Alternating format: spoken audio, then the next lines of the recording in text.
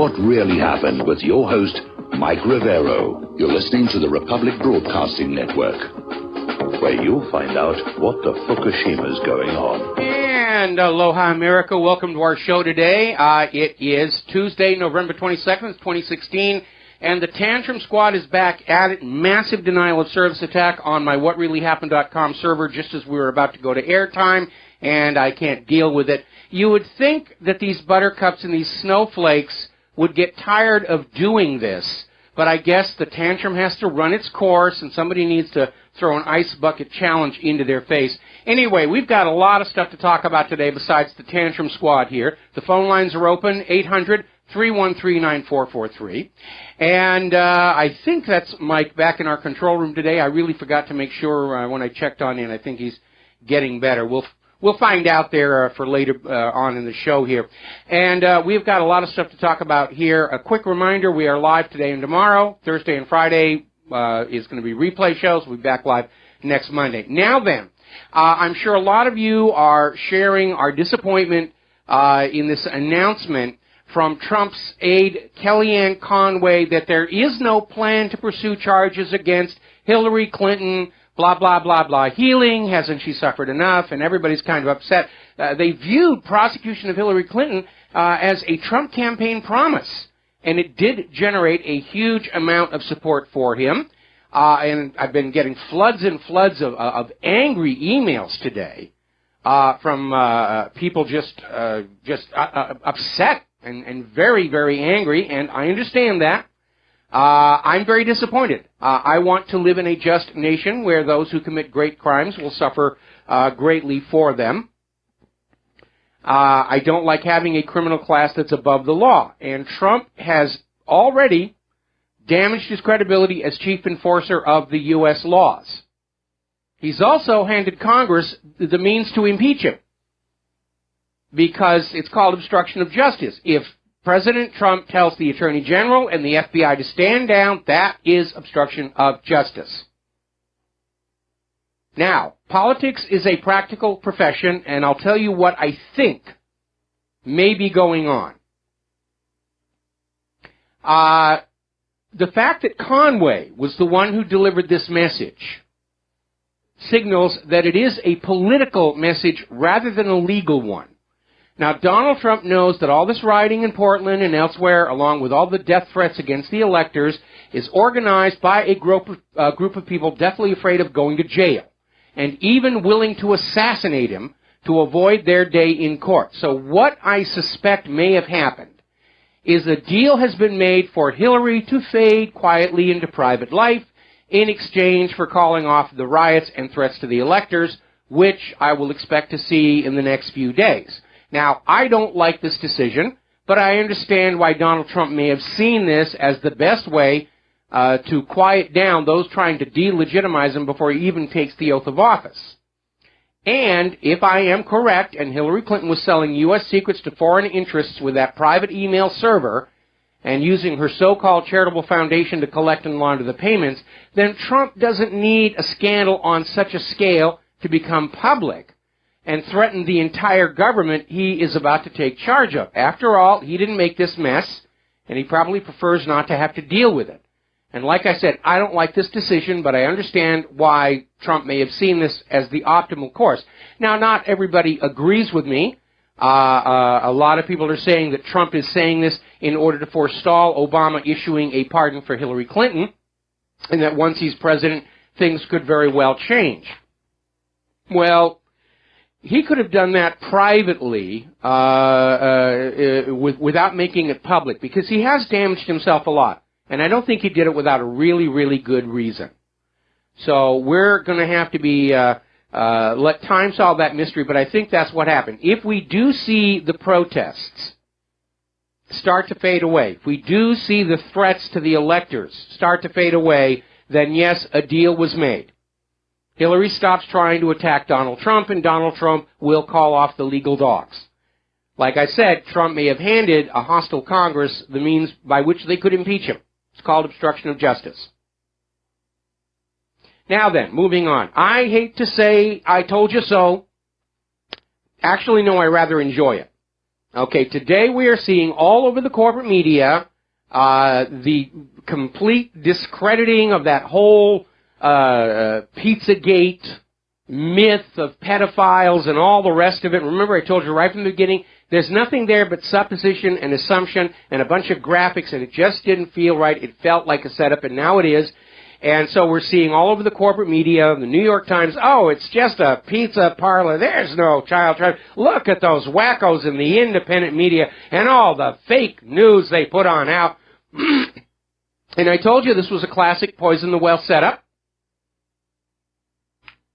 And the corporate media and the government planted this on the internet like they planted the no plane at the Pentagon nonsense. So now the corporate media has a handle to say, oh, you don't want to listen to the independent media. They're full of fake news. They had that Pizzagate thing here, and they're the same people who said Hillary was cheating on the primaries and was trying to cheat the elections and threaten the... So you shouldn't listen to anything the independent media says because they all had that Pizzagate thing. Well, obviously I didn't. The positive news out of all of this, of course, is that I was able to identify the obvious agent provocateurs because those were the ones who 20, 30 emails, why aren't you publishing? You must publish it. You must put this on your website. And now they are now all in my email ban list. So there was a little bit of positive out of there. We're going to do a shout out to our on-air affiliates who are just now rejoining the network. We're talking about the Pizzagate has proven to have been a false poison the well propaganda operation. We talked briefly about Donald Trump announcing there's no plan to go after Hillary Clinton criminally, but of course Donald Trump can't order the Congress to stop their investigations, which are not criminal investigations anyway. They're fact-finding investigations, so we'll get a little bit more of the truth out there. And then a lot of people are very, very angry, and I understand that. I'm angry too. I would like to see Hillary Clinton in jail. But I understand that there may have been this deal made for Hillary Clinton to stop staging these riots in Portland and Los Angeles, stop sending death threats to the electors, and in exchange, Trump is going to say, you're not going to go to jail. Take your ill-gotten gains and retire quietly and go and sin no more. Now, the corporate media is still out there trying to claim or trying to promise their readers they'll do better in the future, at the same time continuing to try and smear the independent media with Pizzagate. The Los Angeles Times issued their letter to their readers. Yes, now that we're through the election, we promise we will be more fair, we'll be more honest, we'll be more balanced. We're the trustworthy source that you should come to. Again, at the same time, they're still out there playing the same games they always have. The reason is simple economics. They're paid the big bucks to control your mind. Nobody's going to pay them that kind of money to keep you informed. It just doesn't work on out. If they're going to go on making the money they've been making, they have to go on selling the product they have been selling all along, which is your mind. That's what they're really all about, selling your mind. Now, getting on to the fake news and who is really the fake and who is not. Remember all those TV news networks and newspapers and everything that said, if you like your doctor, you can keep your doctor? That was fake news. Or all those corporate media outlets who blamed the DNC email hack on the Russians without a shred of proof, knowing they were spewing fake news? That's the fake news. See, the New York Times has actually openly admitted it is willing to make up false news stories to make sure conservative candidates are defeated in elections. So if the Times fabricates a story, then publishes it, then everybody else, the obedient left-wing media, repeats it, citing the New York Times as their trusted source. Now, ultimately, of course, when it comes to fake news, the U.S. government is the biggest culprit. And we have talked before about Operation Mockingbird, which is the mechanism by which the CIA controls the corporate media. And at this point, Americans are waking up and realize it isn't something that's rare or unusual or occasional when they're lied to by politicians and the media. It's nonstop. It really is like living in a real-life version of the Matrix. You look at these screens or you read those newspapers or you listen to the radio or your device, and you think that's the real world, and it absolutely is not. Now, remember when CIA Director Colby was testifying before Congress during 1975 during the church committee hearings into illegal actions by the CIA.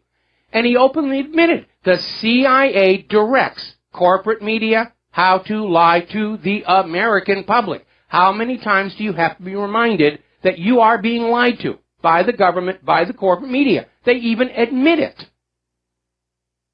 So, now today is the anniversary of the assassination of President John F. Kennedy, and I don't need to go into it. Everybody already knows the issues there.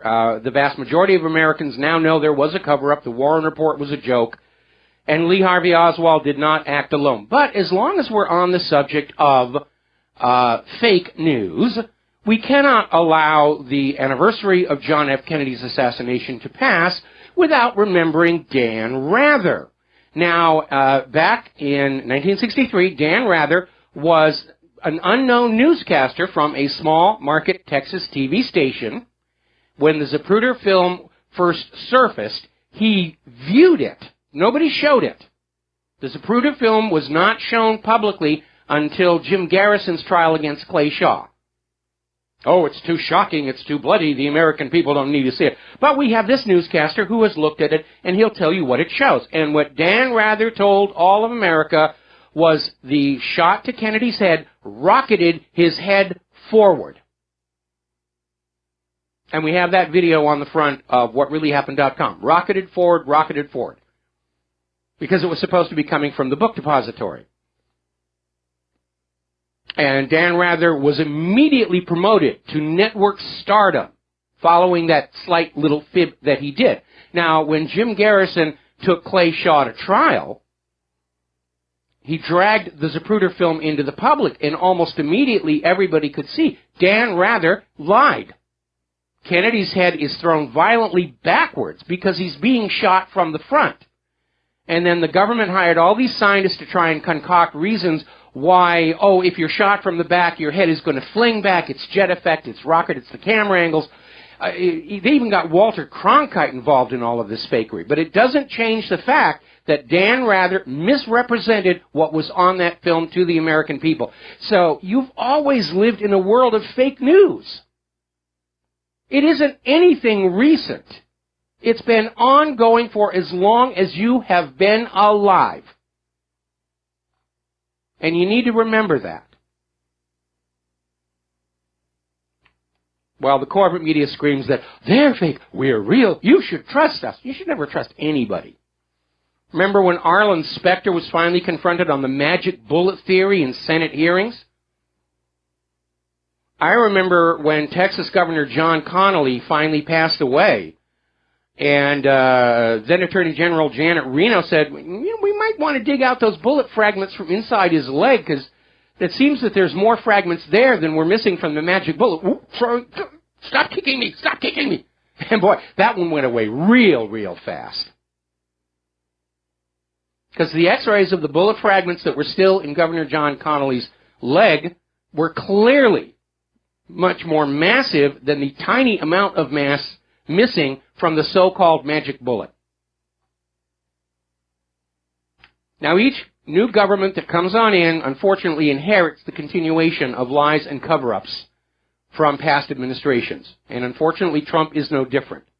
At some point, if this nation is to be saved, and I'm still not convinced it can be done even with President Trump, there has to be a Truth and Reconciliation Commission that will have the courage to stand up there and say, yeah, okay, previous governments have lied to you about this and this and this and this and this, and while we personally were not involved back then, we acknowledge the lies took place, and we apologize collectively for them, and we promise we'll do better.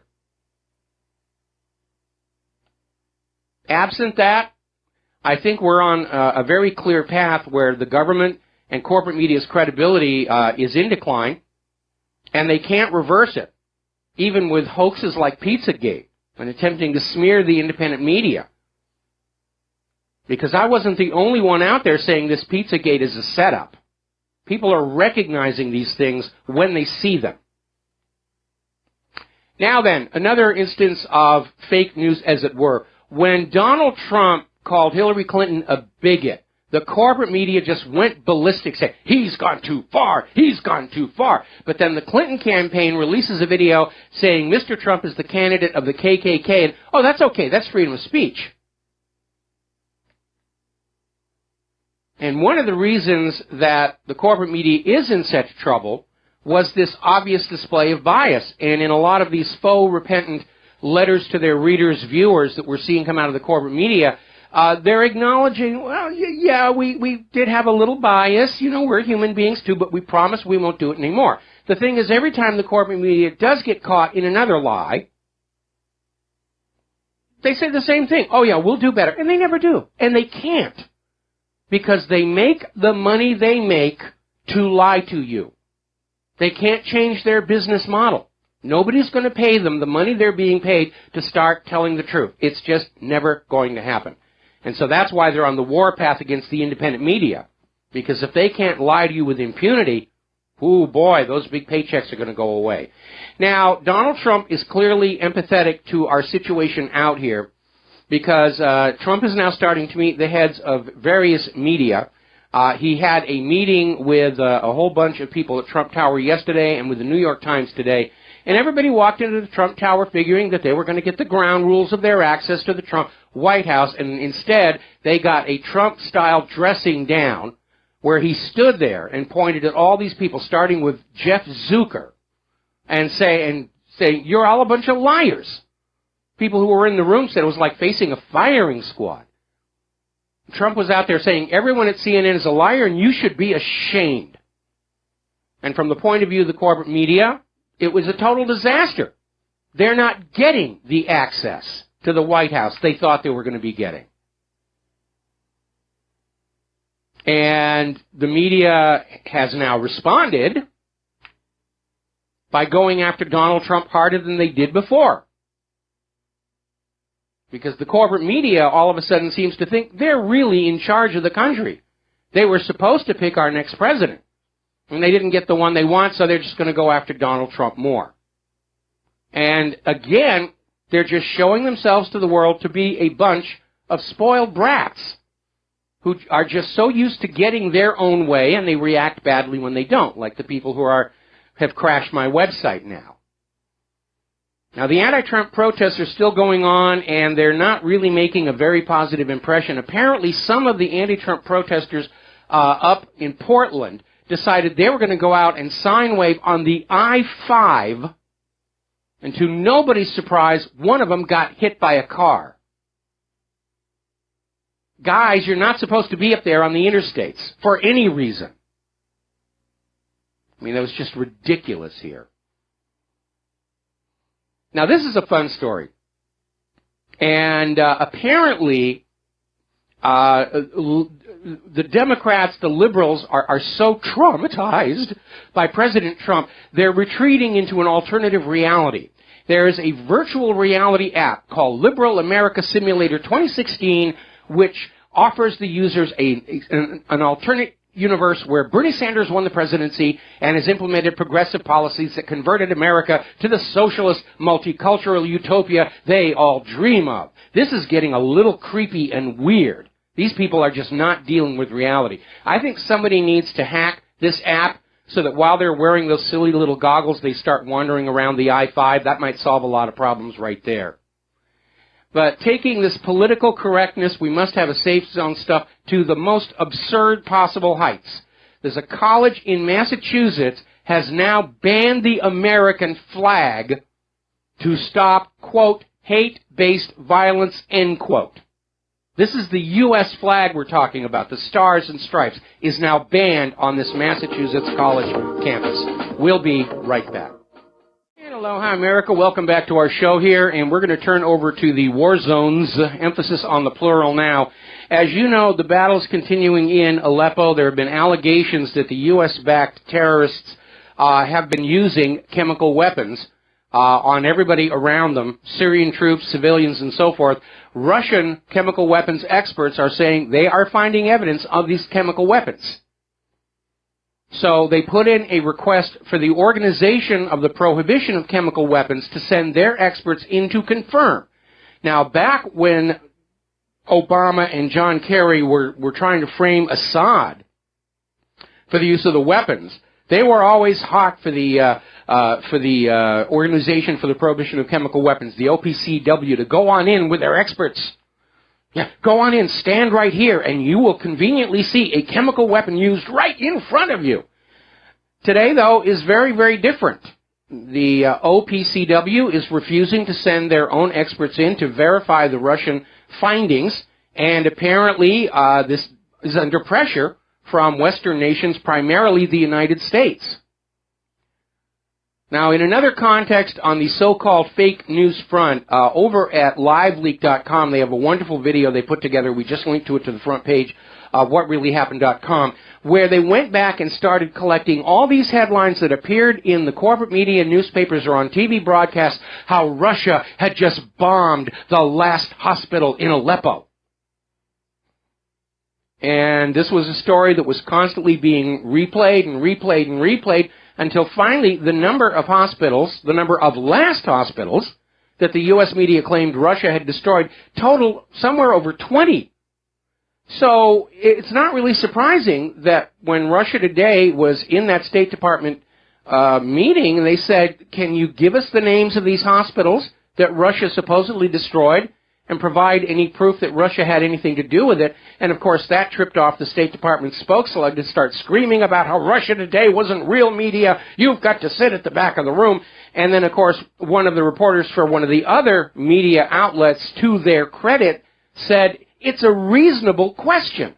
And that provoked this full-on hysterical meltdown.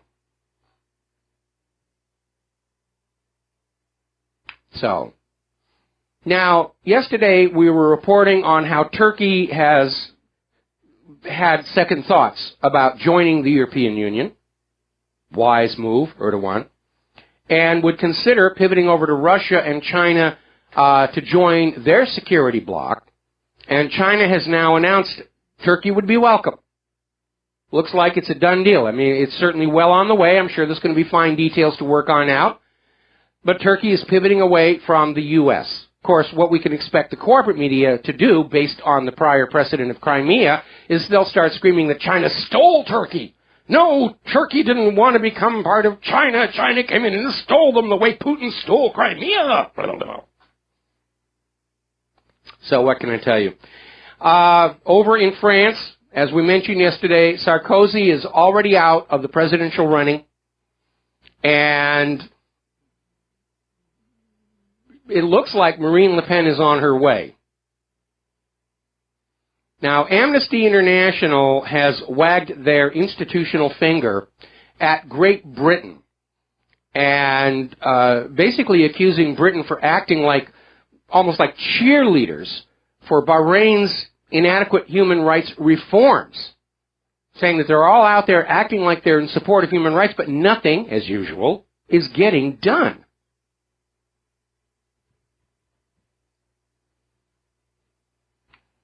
Now, over in northern Iraq, a little bit of a fly in the ointment, at least from the U.S. side. The Prime Minister of Iraq is now insisting the Kurds have to return all the territory they seized. Now, this is not going to sit very well because the U.S. agenda was to grab parts of Iraq, Syria, and Turkey and create a new nation of Kurdistan in order to continue the process of balkanizing the Middle East from large countries hard to push around down to little tiny countries that were easy for the U.S. and for Israel to bully. And Iraq is now saying, absolutely not. We don't want to go along with that. Turkey didn't like that idea either. Neither did Syria.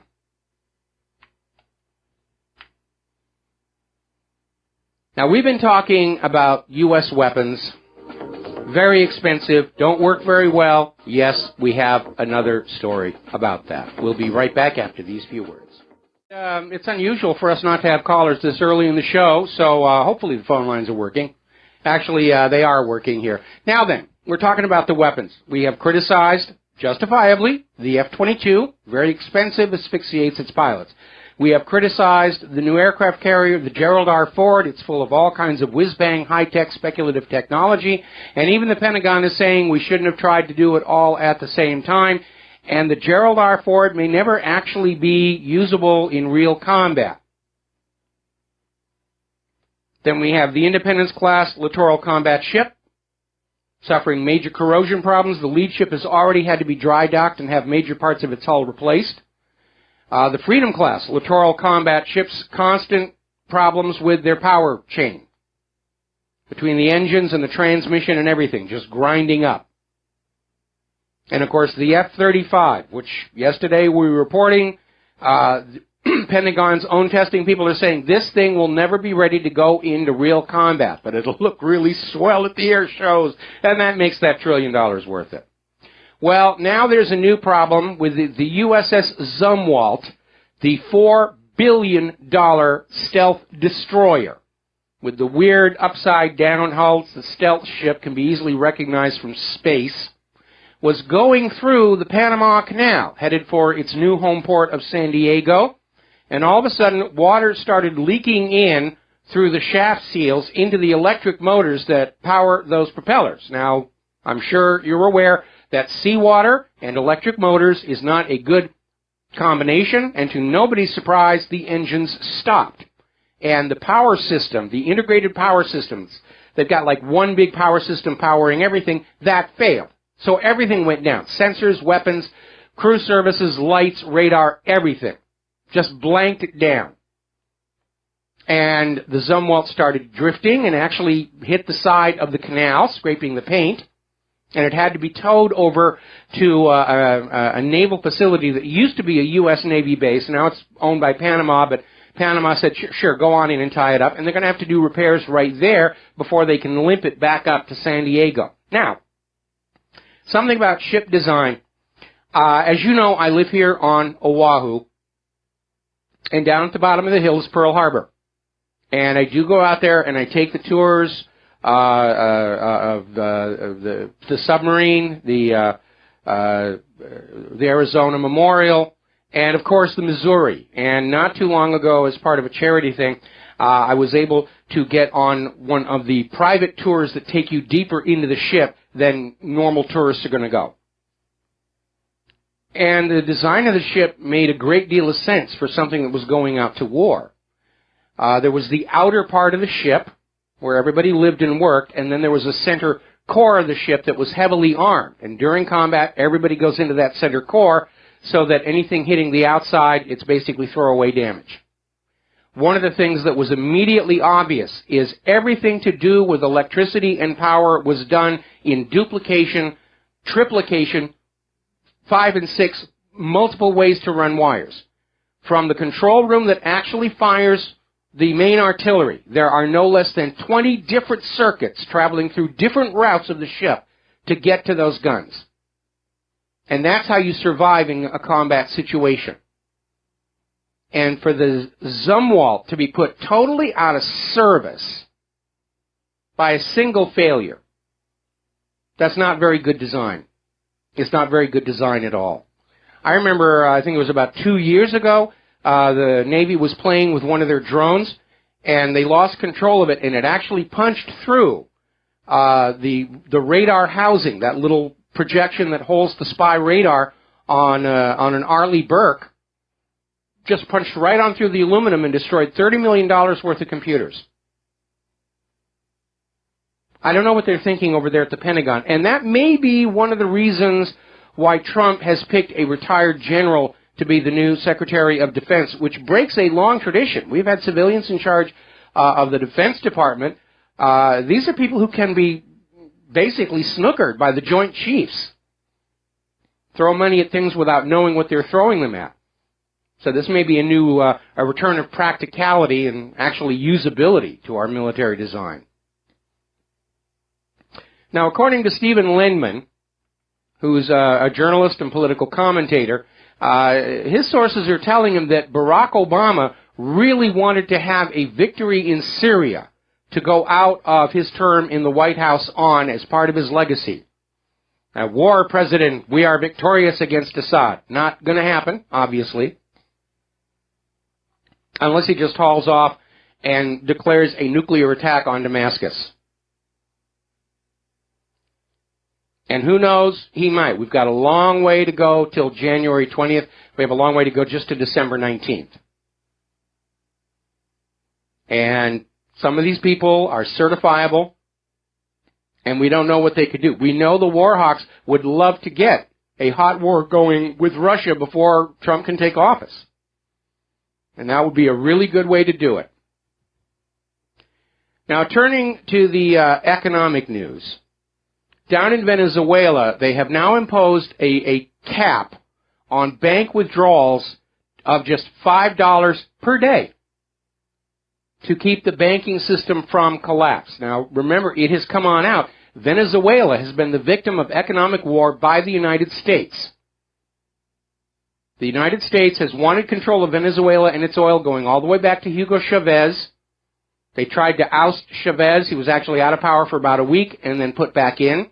After he passed away, Venezuela got a new leader with Hugo Chavez-like ideas. Wants to sell Venezuela's oil for the yuan and for the ruble and not the U.S. dollar. And the U.S. has been trying to destroy them for a very long time. Look how many people are being made miserable and suffering by U.S. foreign policy. And then they wonder why the American people stood up and said, we've had enough of that. Okay, we got a caller on the line here, Kenny in Florida. Aloha. Welcome to the show. What's on your mind? Aloha, Mike. How are you doing today? Doing good. You were talking a couple of days ago. You were talking about James Piper leaving, and you said, "Don't let the door hit you on the way out." You should have said, "Don't let the door hit you where the dog should have bit you." I have not heard that one before, but sounds really good. Yeah, I heard that on a cartoon. But anyway, the real reason I'm calling is, Dave Hodges of the Common Sense Show was ahead of you about Hillary not being prosecuted, and I just sent the email of his YouTube video to you. Okay. So I sent an email with his YouTube video to you. But basically, and I think probably the reason that they were so slow to call Wisconsin and whatever is, Trump's people were basically striking a deal with the Clintons that if Trump gets in, the Clintons walk. And I think that's why Hillary conceded so gracefully, and Obama did as well. Hillary did not concede. Hillary did not concede graciously. She didn't concede on election night. She beat up her campaign manager when she did show up to make a speech the next day dressed in purple. I mean, it looked like she'd been rode hard and put away wet. And certainly these ongoing riots in Portland and this campaign of death threats against the electors signals to me that John Podesta was correct when he said, we're not done with this yet. So I think the deal that was made between Trump and Hillary is much more recent. And basically they said, I'll make sure you don't go to prison. You stop attacking our electors, and you tone these riots down. So what we'll see, by this time next week, we'll know if the rioters and the hackers and the death threats go away. Then we'll know that was the nature of the deal. Yeah, at least she appeared to concede graciously. But I agree. And prison's too good for her anyway. I think they should send her to Haiti and make her do what Gary Hagan was doing. I think they ought to make Hillary the ambassador to Libya, and when she calls for help, they ignore her. That would work too, either way. Putting her in prison to stare at the wall all day is too good for her anyway. Well, again, even prison isn't enough. The way that you really hurt a money junkie is you take their money away. Larry Klayman had a solid RICO lawsuit against the Clinton Foundation. And had it not been blocked by a Clinton-appointed judge, that would have emptied the place. And don't forget, the IRS is still investigating the Clinton Foundation as to whether it's really a tax-exempt 501c3. And if the IRS concludes it isn't, the resulting tax bill, and it won't be a criminal prosecution, but that resulting tax bill for the Clintons will make them poor again. Well, let's hope so. I'm sure they'll find a way around it, though. Well, I really don't want to see that. I don't want to see our kids have to grow up in a world where if they steal a can of beer from a convenience store, they're going to go to prison for 5 years. But if their rulers steal the country from them and lie to them, that it's perfectly okay. I subscribe to the founding principles of this nation, that it is a nation of laws that apply equally to everybody, from the guy laying the bricks on the patio all the way up to the occupant of the Oval Office themselves. That's the nation that I support, and that's the nation that I want to get us back to. Not this new feudalism where the nobility are immune for their acts. I agree wholeheartedly. Okay? Alrighty. All right, thanks an awful lot for the phone call. We're going to let you go here. Starting to think the phone lines didn't work here. Now then, the central banks are indicating their next move. They're definitely on a roll to try and ban cash so that your money is always in their banks, at which point they can start raising their service fees and you can't do a thing about it. Now, they've already started banning cash in large part over in India. They almost crashed the economy. Gold is pushing close to $3,000 an ounce over there. Somebody wrote on in and said, we need to do like Goldfinger and get a Rolls Royce that, is really made out of gold and, send it over there and make a bunch of money. But that's what's going on. We're being told we should not even have the freedom to have the wealth that we work for in our own pocket. And that really is absurd. If all of the money is in the banks and the banks collapse, there's nothing out here for us to function on, is there? This is not a policy that really is planning for the welfare of the nation and the American people in the event of an economic catastrophe. This is a policy that, as usual, is there to protect the banks. Because in the eyes of our government, banks are very important, and you people, well, you're only good for breeding new workers and soldiers. You couldn't even vote for Hillary, so why should we give a codswallop about you here? Now, over in Germany, Alternative for Germany, Member of Parliament Beatrice von Storch is saying that there should be an investigation into Angela Merkel because her open-door immigration policy has led to thousands of deaths of migrants drowning in the Mediterranean. And it's a bit of a reach, but it is a legitimate point. Here in the United States, we'd call it an attractive nuisance. If you have something really cool on your property and some kids come into your yard to look at it really closely and they get hurt,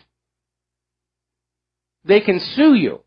Because even though they're on your property illegally, you had an attractive nuisance. You lured them in. Well, that's what Angela Merkel did with the open-door immigration policy. Come on in, we'll give you free stuff. And a lot of people died as a result.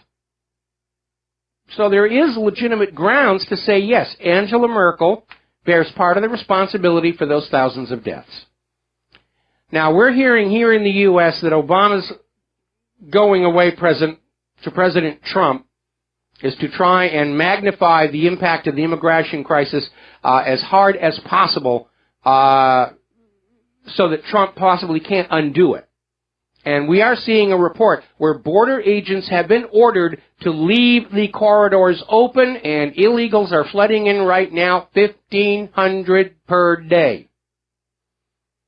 Complicating that problem is that federal officials are saying that thousands of blank green cards have all of a sudden gone missing.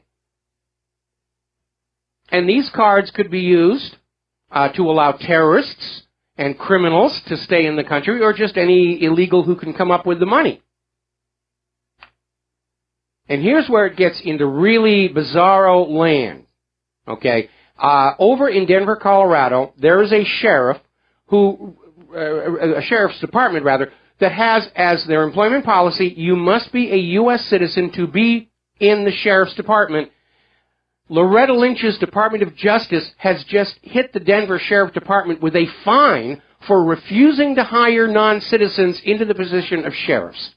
I mean, that to me, that is way over the shark on that one. All right, we're going to go ahead and grab a phone call. Bernard in Vancouver. Aloha. Welcome to the show. What's on your mind? Good morning, or good day. What's on my mind is the assassination of the late President Kennedy, but also the nature of security of your presidents. But I'll mention a thing first. There was an interview this morning on CBC with the granddaughter of Zapruder, and you're talking about Dan Rather, what she reports, and she just studied this and knows it well and has written a book on it.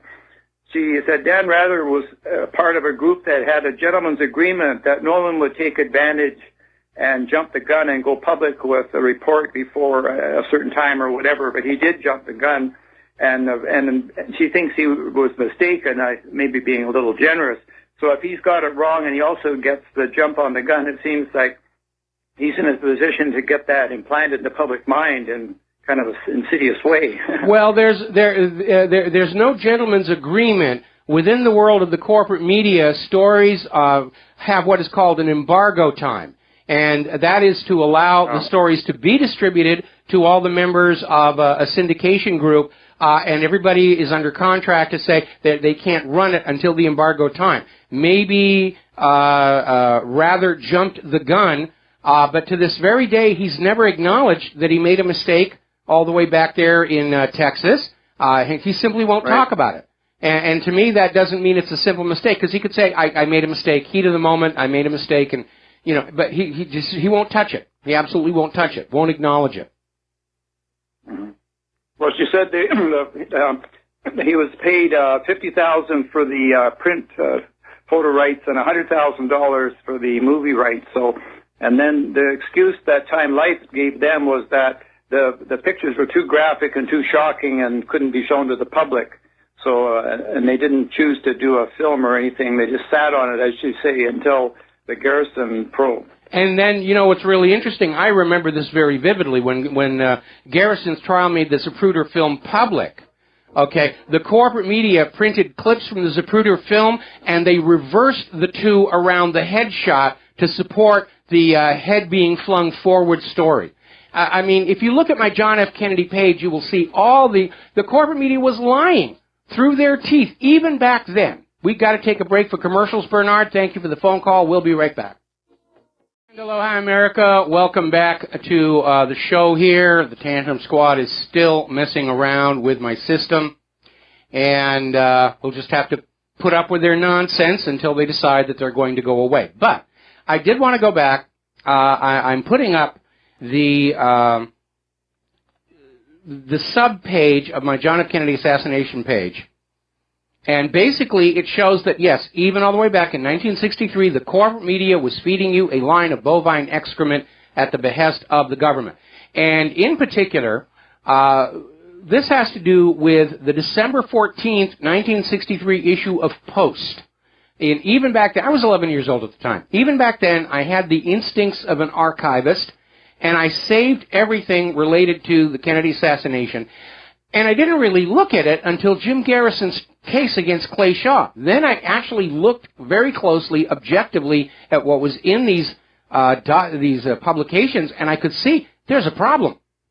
And one example that has always been there was a photograph on page 22 of this December 14th, 1963 issue of Post magazine where they had a photo, the assassin's view. And the photo's been taken through a rifle scope, and it's looking down the road and the cars in front, and they have two people playing Kennedy and Connolly, and they're perfectly lined up, and yes, it just makes perfect sense that the same bullet struck them both. There's only one problem.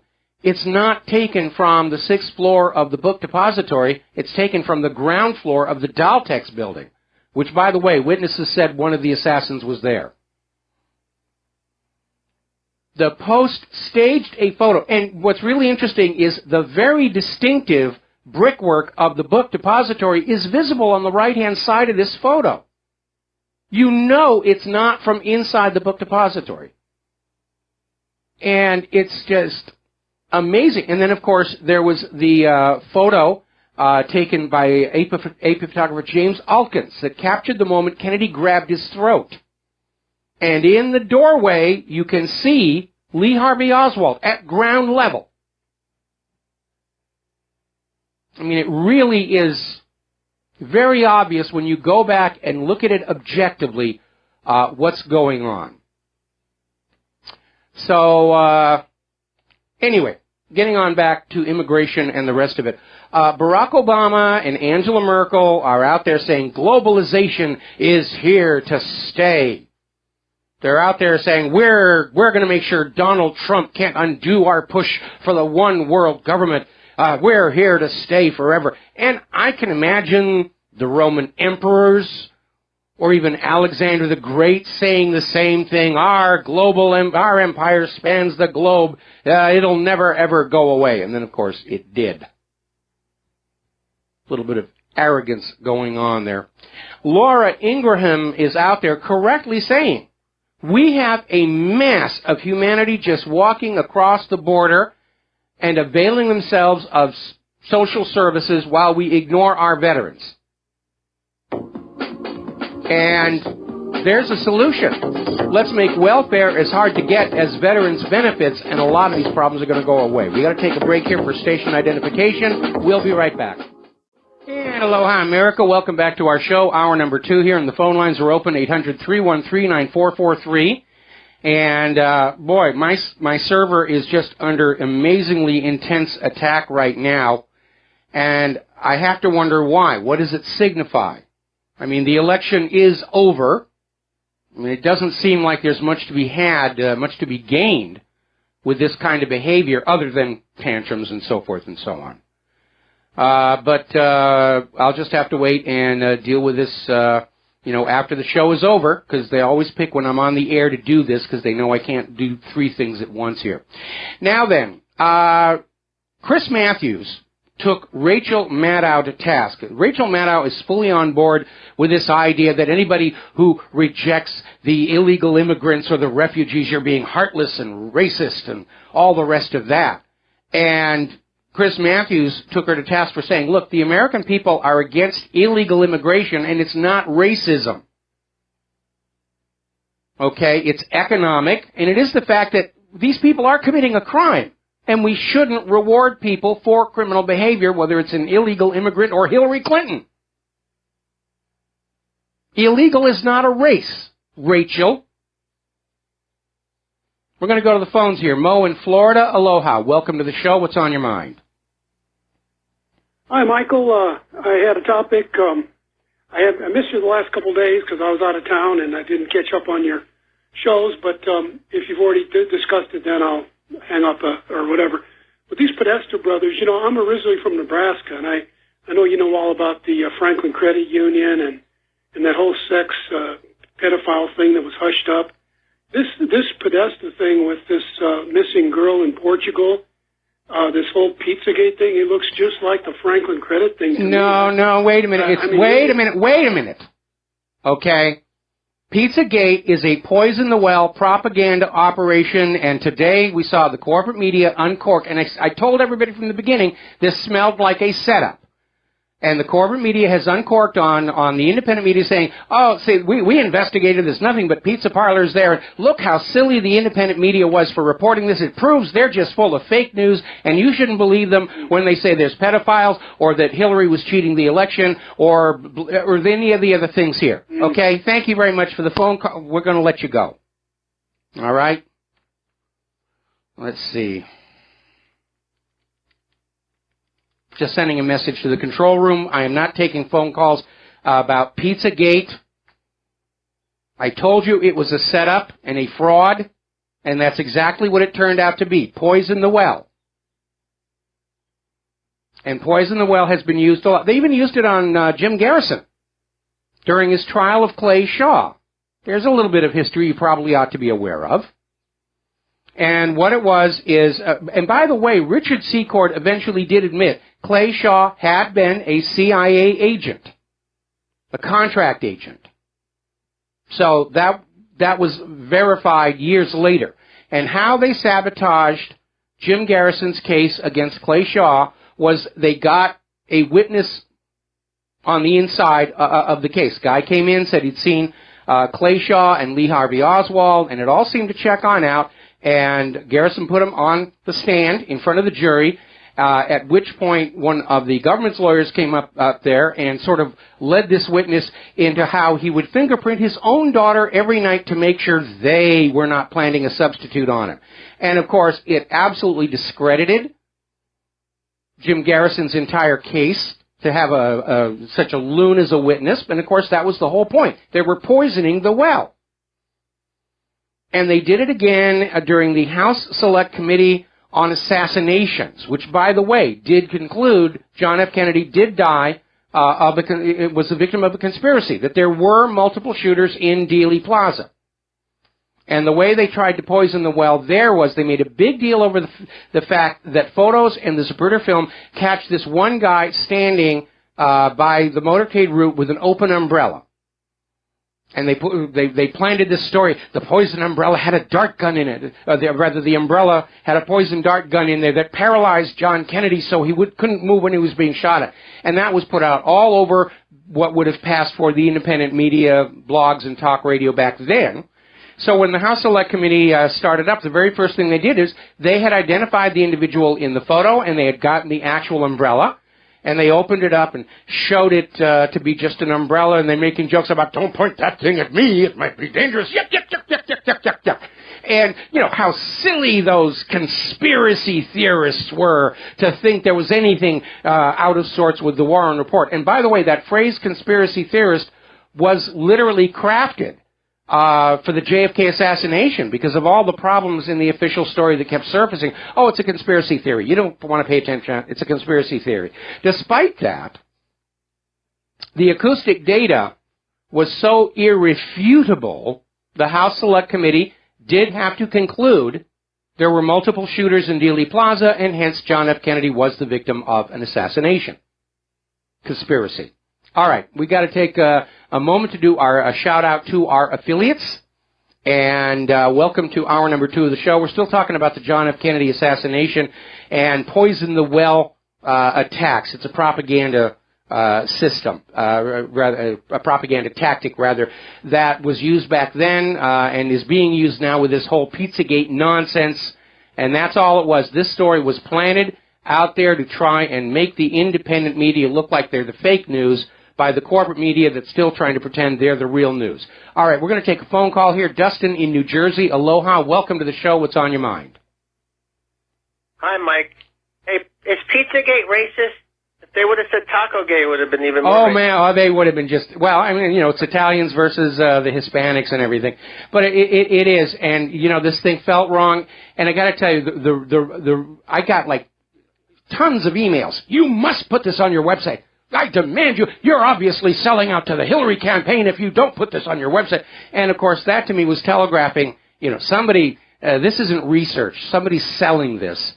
And there was never anything to the case. It was all rumor and innuendo. And if you squint your eyes real hard, the logo for the pizza place kind of sort of looks like an emblem that pedophiles use according to the FBI, blah, blah, blah, blah, blah. There was never anything there. And the more I got shouted at in the email that I had to post this thing, the more obvious to me it was some kind of a propaganda operation. And I emailed all of my fellow members of the independent media, and I said, be very, very careful about this. This stinks to high heaven. So what's on? Everybody needs to stick to the global. Globalism is the issue. Nothing else matters. This is not like, you know, we talked about this before. This is not about Trump and Hillary. This is a worldwide phenomenon, and he has 4 years to reverse some stuff, or if it works, 8 years. But you know, they're not done yet because remember Obama did that purge with the military? You have elements in the higher parts of the military that believe in globalism and also in the State Department, Mike. So he has to weed these people out, and he better do it quick, you know, because, you know, they're in NATO also. You know, elements of the British, very French, much German, so in NATO. Right now, the heart of the globalist movement is in that EU. That was supposed to be the beginning step, followed by the North American Union. But the EU is stumbling. If it comes apart, the globalist vision is over, at least for our lifetime. And also, Putin, if you look at Brexit, Trump, and Putin, they have given pause. We have a window of opportunity. Putin's already moved his pieces around. He ain't finished yet. But like you said and we said, this is all about people need to stick to this issue, globalism. This surrounds everything we've been saying, is the globalist agenda, private central bank, one world government. That's all hinged on this, not Pizzagate and all this other nonsense. This is the issue, the most important issue. Everything else is like sideline crap. Well, I'm not sure I agree with you. I mean, there are a lot of issues that need to be looked at, and certainly the opposition to globalism is an important one.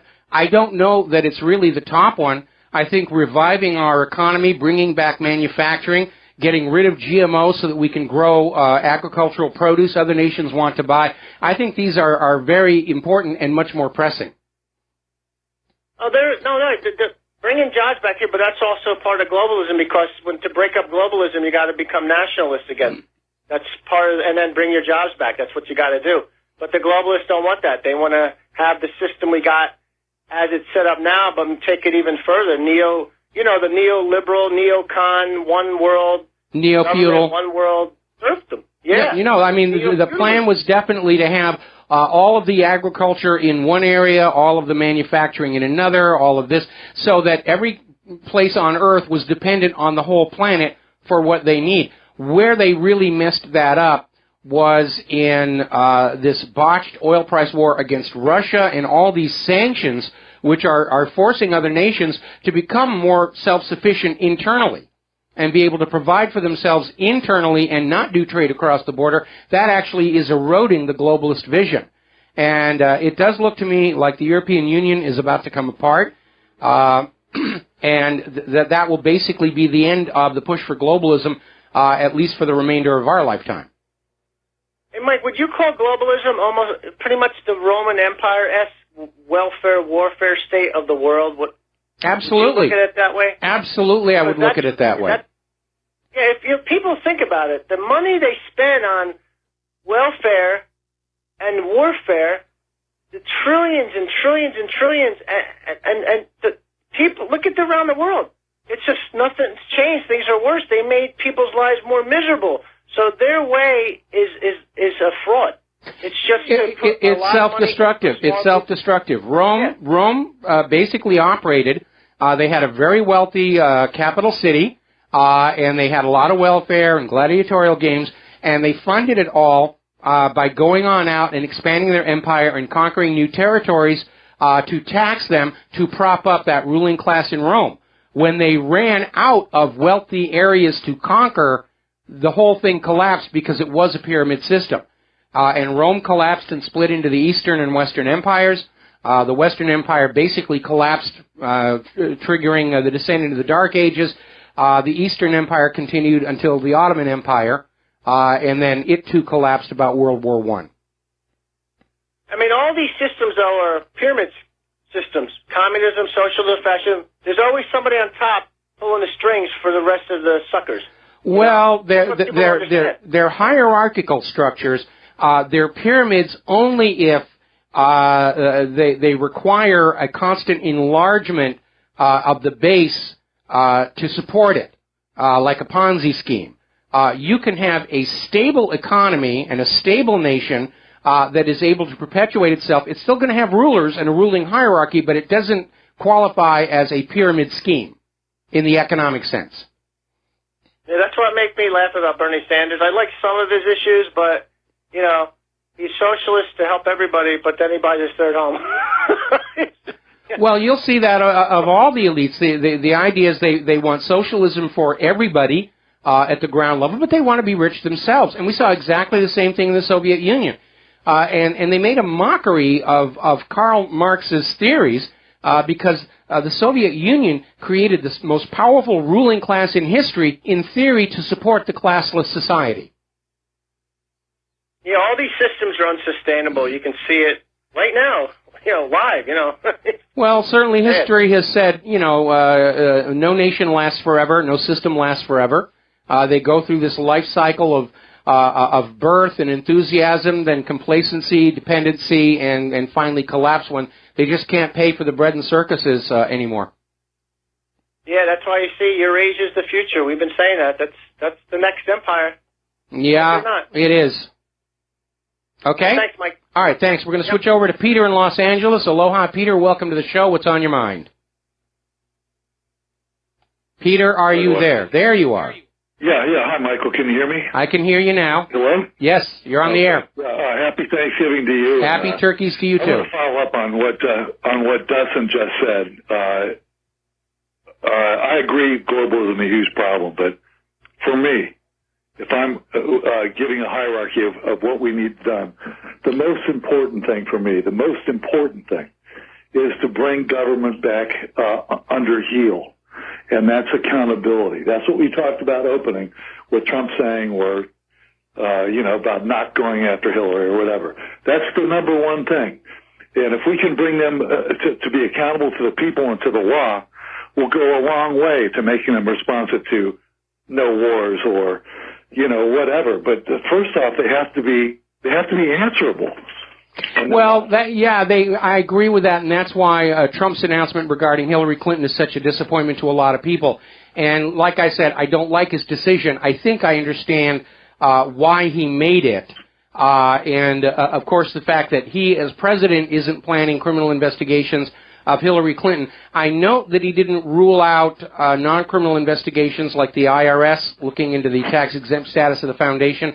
And certainly Congress's investigations are more of an informational situation that aren't criminal investigations, at least not yet. Mike, I'm going to give him a limited time on this because we're handling the transition, and the electorals college haven't even met yet, and all the trouble that could happen, and the inauguration ceremony, enormous demonstrations that are planned and all that kind of thing, and the fact that all the intelligence community and special ops are still controlled by people who don't want him. I would probably make friendly noises about Hillary until I took control of all that. However, I also am hearing disturbing things. It's disturbing to me about him not really. He doesn't think he could get the money for the fence, and so maybe he's going to piss backwards on the fence and the border, or the net neutrality. Okay, well, hang on a second. I want to address what you just said. First of all, it turns out there actually is a budget allocation to build a border fence that goes all the way back to the George W. Bush administration. They set the money aside. It's never been used, and it's still there. Second, we don't really need a wall, okay? I keep joking about let's just throw crocodiles in the Rio Grande, but all President Trump has to do is tell everybody who runs a social service network based on taxpayer dollars, you are not allowed to spend that money on somebody who is not supposed to be in this country. Citizens, green card holders, people who are in the proper legal immigration framework, yes, they can go on welfare and get SNAP and all the rest of that. But if you really think about it, it is fraud for any of these agencies to take tax money from the American citizens and spend them on people who are not legally supposed to be here. And all we have to do is do that. If the supply of goodies dries up, nobody's going to want to come to this country. They know there's no work here. Well, you don't need a wall, but you do need a fence, and you have to enforce it. And if they're coming over $1,500 a day. Yeah, but again, Eisenhower, with his Operation Wetback, shut it all down with only 10% of the resources of the current immigration, border control, and they've got 10 times the facility. They're being ordered to stand down. All Trump has to do is tell the existing system, do your job. Grab them, fling them back over the border. The other thing that's disturbing me is this Pompeo guy, Mike, he is a wholehearted advocate of torture, which is one of the things I think I found unfortunate about Trump, certainly. And then I'm hoping that Trump keeps his word about, an accommodation with Russia. But, man, oh man, in my opinion, you can't have anything without accountability of government. It may as well not even be there. We may as well not even be talking about anything if they're completely out of control, which you and I, I'm sure, agree on that they are, and they can't be brought to heel and are held accountable. So that's my... Well, Trump's got his job cut out for him, and again, and I said this on the day after the election day, anybody who thinks that Trump is going to fix everything now that he's won the presidency is dreaming. It's going to take a long time, and we are going to have to help him. We, the American people, are going to have to stand shoulder to shoulder with President Trump, and we're going to have to glare through those front windows of the offices of the senators and representatives and say, you work for us. You don't work for Big Pharma. You don't work for the military-industrial complex. You don't work for Israel. You either do your job properly, or next election we will do to you what we did to Hillary Clinton. And the message will sink in, but we're all going to have to work together to support President Trump. Thank you for the call, Peter. Got to let you go. Got to take a commercial break. We'll be right back. Hi, America. Welcome back to the show here. We're going to go right back to our telephone lines here. Frank in London, aloha. Welcome to the show. What's on your mind? Yeah, hi, Mike. I just wanted to address this idiocy of globalization, financial globalization, because if one country gets hit, everybody goes down. So I believe in nationalism, where nations are able to take care of themselves, because or else there's no financial firewall. It just doesn't make sense to me. What they want to do, put everybody on a world welfare state where they give everybody hands out, where they can eat enough just to eat cheap GMO food and die out. Well, that's certainly part of it. The whole idea of a global government is you don't have any choice. You know, this is the government, this is the world, this is your Michelle Obama school lunch menu that you're going to be eating, and you don't have any more choice. And you will be forced to be dependent on paper currency or electronic currency loaned at interest to keep you a debt slave. The whole point of globalism is to turn the entire planet into a single slave plantation, and by the way, you're the slave. And you're right, it's very, very dangerous, okay, because I agree. National borders serve the same function as fireproof doors in a building or watertight hatches in a ship. They contain a problem so it doesn't threaten the structure as a whole. Now, the globalists want to block open the fireproof doors and just simply remove the watertight hatches because they think things are going to run better. They can run around the entire structure unimpeded and feel important. But the first fire or the first leak will destroy the entire system. I think humanity is best served with a planet Earth that has 1,000 little tiny, roughly equally sized and shaped nations that are each taking care of their own people. And yes, there's still going to be some trade across the border and tourism and all the rest of it. But we don't have this situation where a single large company can threaten the rest of the world to conform their economic realities to the benefit of a foreign power. And certainly this idea that there's going to continue to be experimentation in new ways of organizing societies. And that is something else globalism will end. If they ever succeed in getting a global government short of a complete total breakdown and collapse, there'll be nobody out there saying, let's try a different system. See, that was the beauty of the United States of America. When they broke free from Europe, they had an opportunity to say, let's try something a little bit different. Let's try a government where there is no central ruler with autocratic power. Let's try a country that doesn't have a state religion. Let's try a country that makes its own money and doesn't borrow it at interest from the banking families of Europe. These were all truly revolutionary ideas, and they're what made the United States great in the first place. But of course, the banking cartels have always been attacking government-issued currencies. They want us to be their debt slaves. Politicians in our own country have tried to consolidate power in Washington, D.C., to take us back to being a mirror of the monarchies of Europe. In fact, we had that ridiculous editorial in the New York Times about a week ago saying maybe it's time to get rid of all this electoral college nonsense and just have a monarchy in this country. And, I mean, that's basically an insult to everybody who helped bring this nation into being all those years ago, to just say, oh, let's just go back to making the same mistakes Europe did. Okay, thanks, Mike. All right, thanks an awful lot. We're going to switch over to Alex in San Antonio. Alex, aloha. Welcome to the show. What's on your mind? Aloha, Mike. I was calling because I'd like to ask you a question regarding this whole Hillary and Trump thing, and then make a comment. My question was, do you think perhaps Donald Trump was was updated or put abreast of things that perhaps are going on in the federal government, so as to bring down the entire cabal and to leave other people exposed. Maybe, because some people were saying that, including some economists were saying that the person that we stopped hearing about or stopped hearing from was Valerie Jarrett back in the day. Mm-hmm. And they said that since we stopped hearing her, a lot of things started leaking out even more. All right. Well, Alex, I'm going to have to put you on hold. We got to take another break for commercials. Don't hang up. I'm going to come back to you and reply to the questions after these few words. Hi, America. Welcome back to the show. We're talking with Alex in San Antonio. And Alex, at this point, President-elect Donald Trump is receiving the same classified daily briefings that President Obama does to bring him up to speed. Now, that's just current events.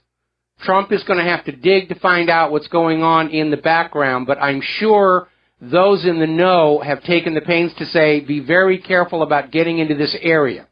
And as I've said many, many times before, there are two categories of secrets in Washington, D.C. politics.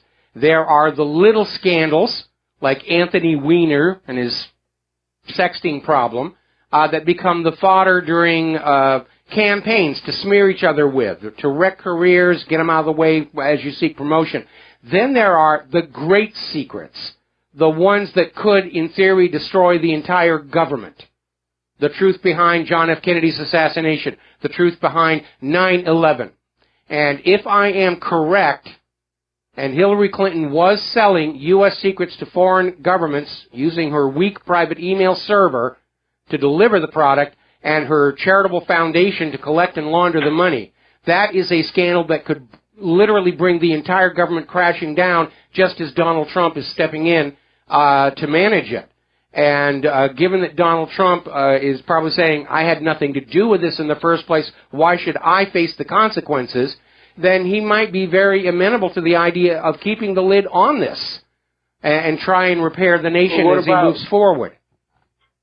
What about draining the swamp and all that? What about getting to a point, everything that he campaigned on, regarding the, getting to a point where he levels with the American people and he says, okay, so this is really what's been going on, and this is why these decisions were made. I mean, at that point, he's reneging. He's just another politician. Well, yeah, he is. And I think this is going to put the lie to the idea that being a businessman, that he wasn't going to be very good as a politician. Look, I'm just disappointed as you are. I want to see the Clintons in prison. I really, really do. But I understand from Trump's position why he doesn't want to blow up the government in the process of doing it. Now, there's plenty of other swamp to drain, for him to work on. Again, somewhere down the road, we may see something break on it.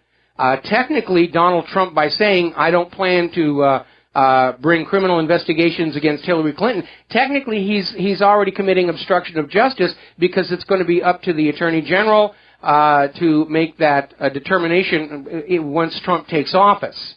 Okay? Do you think perhaps he might be going the route of Putin, where he let the central bank stay private, but he took control of it, and perhaps he's kind of dealing with the fire, not necessarily putting it out? Well, certainly with the economy, that's definitely what Trump is going to be doing. He's inheriting an economy that's on the verge of imploding, and if it does, he'll get the blame for it, the way Herbert Hoover did. He may actually decide that it's time for more direct control of the Federal Reserve, given that it is critical economic infrastructure to the entire nation. And we've had all of these chair people of the Federal Reserve come on out and say, well, we're actually not really part of the government, and we're here for our own profitability in business. But there, again, the problem for Donald Trump, or for anybody sitting in that Oval Office, is how do you correct whatever problem is in front of you without actually causing more damage? Mike, but the answer, I'm sorry to interrupt you, Mike, but the answer is very clear, and it's been and it's been made obvious by the American people in overwhelming numbers. All he has to do is tell the people, hey, listen, this is what's going on. I'm leveling with you. Let's go online. Let's use all our tools, all our resources, and let's come to a consensus, a good national consensus. I mean, the American people are wise enough to do it. Wait a minute. Look at all those people who voted for Hillary Clinton. Look at those idiotic anti-Trump protesters who decided to sign wave on the I-5, and one of them got hit by a car. Okay, I'm sorry. All of the American people are not as educated and wise as the people who are listening to this show, and we have to take that into account. And again, the issue is, how does Donald Trump correct these problems without actually triggering more damage? He doesn't want to implode the federal government now that he's basically its CEO. No CEO destroys their own company. I mean, that's unrealistic. No, for sure. Oh, okay, but what you're suggesting is basically for all the lies to be made public. I'd like to see that, but it would bring the entire government down the way the former Soviet Union did. And and certainly for me and a lot of other people, the collapse of this particular government would actually be a good thing. But setting that aside, if it is possible under President Trump to change course and take this nation back towards being a republic with a democratically elected leadership with honest and fair elections and avoid a collapse and avoid a civil war, I think my instinct is, so let's go that route. Let's try that. I don't like the fact that Hillary Clinton is going to skate on this thing, but as I said before, I understand why Donald Trump may think this is the best solution. And that's what I was saying. Maybe Hillary Clinton is part of a grander plan, and that's exactly why he's letting her skate. Because hey, if we go on in and investigate it now, we screw the pooch, and we don't get exactly what we're looking for. You know, yes, we come out and we're clear, but we don't really get ahead. We actually set ourselves back because the plan we actually have in place is actually working well.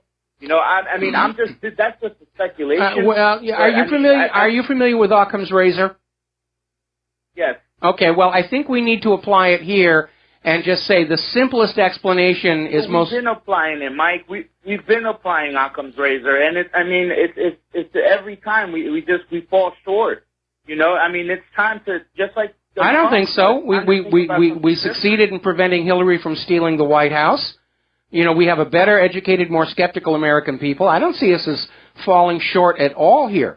But again, the simple explanation is that Donald Trump is realizing exposure of Hillary Clinton's espionage and treason and betrayal would discredit the entire government and bring it crashing down just when he's ready to start trying to fix it. And I don't like that decision, but I can understand why he might make that. I appreciate your time, Mike. Thank you very much, and I appreciate everything you do. And we'll keep investigating and keep our fingers crossed, and hopefully we'll get in the end what we want, and and we'll get some clarity on this. Thank you very much. God bless, and have a great day. All right, thanks an awful lot. We're going to let you go. And again, I do not envy Donald Trump his new job. He's dealing with an economy that is basically on life support, and there isn't a whole heck of a lot that he's going to be able to do about it. I think probably the best that we can expect in the first 100 days is that certain predispositions and biases in the government to favor certain parties over the American people as a whole may start to reverse back.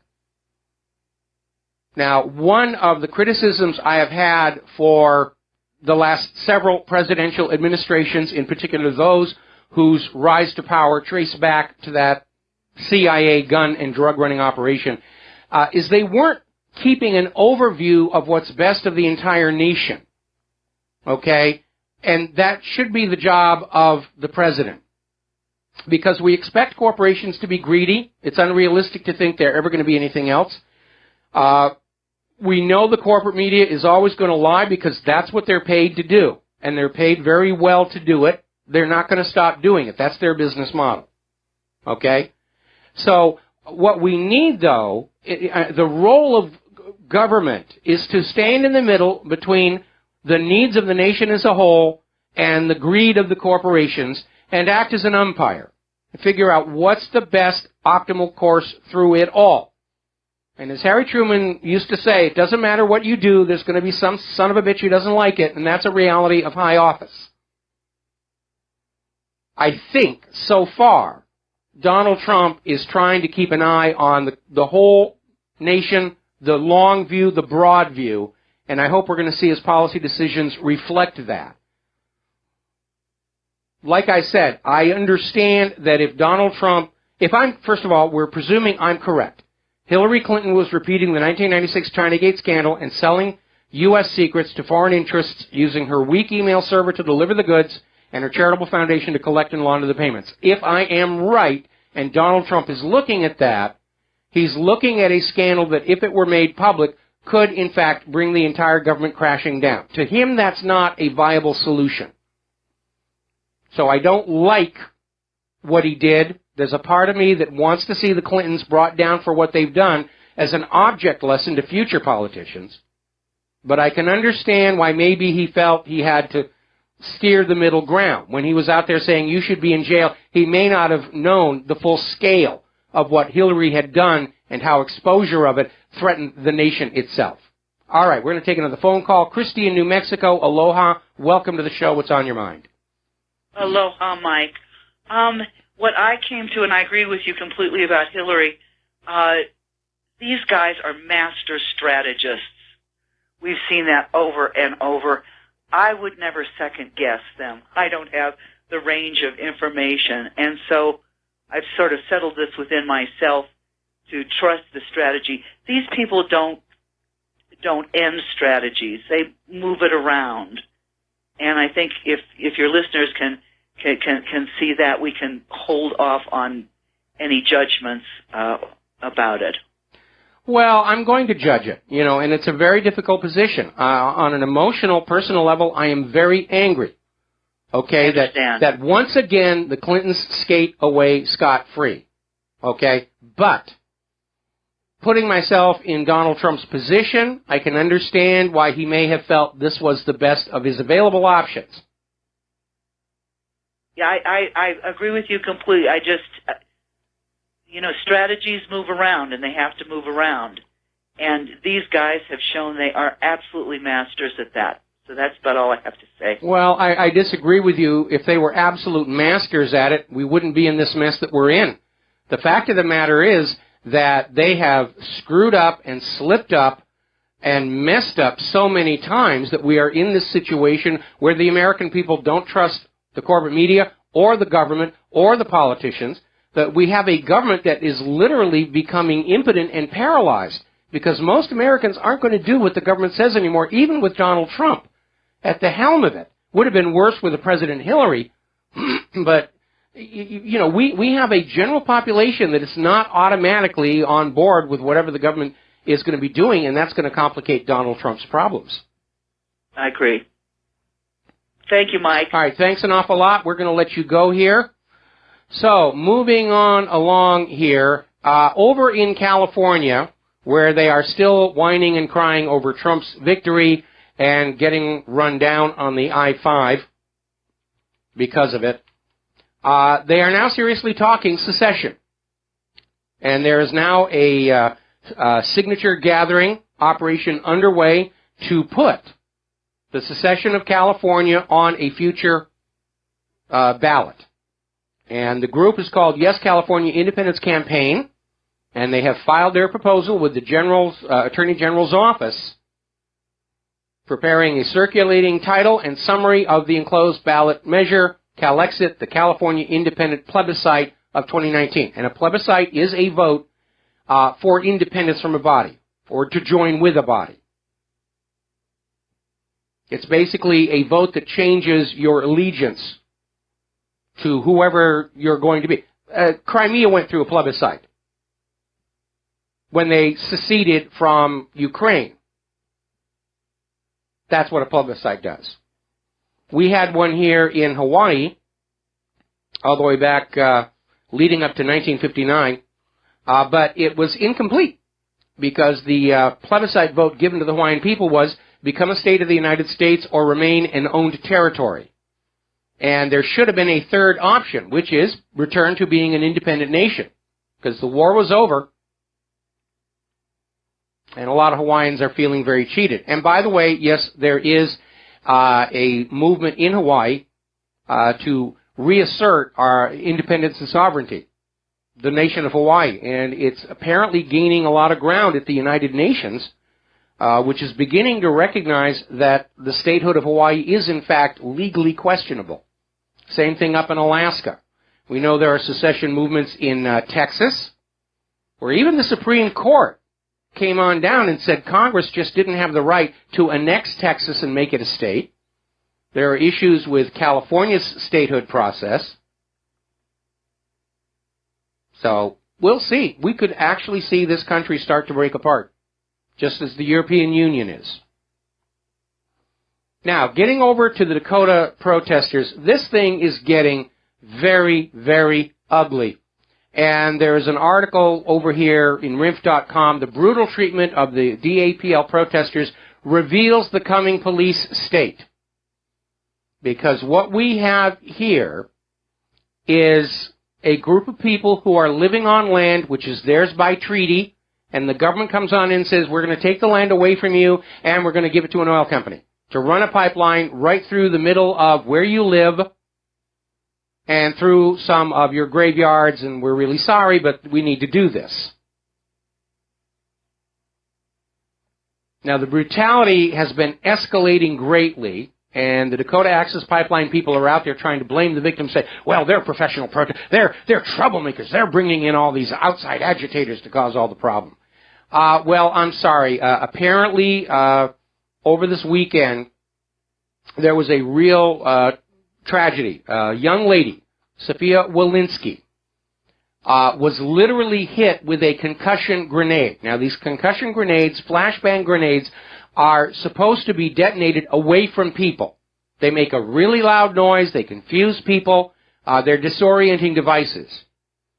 And apparently, this young lady was literally, the police threw a flashbang grenade right at her, and it hit her in the arm and detonated, and it looks like her arm's going to have to be amputated.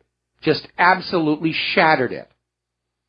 And the police are out there saying, well, we're absolutely sure that we're not using any of this stuff inappropriately, which is, of course, what they said down in Georgia when the police down there threw a concussion grenade into a baby's crib. But this has really gotten totally out of control. Now, we're going to take another break for commercials. When we come on back, more about the Dakota Access Pipeline and the protests. Aloha, America. Welcome back to our show here. And that loud racket you hear outside the window is there's a military training flight of helicopters flying over, and they're not very careful about those mandated altitude limits as they used to be.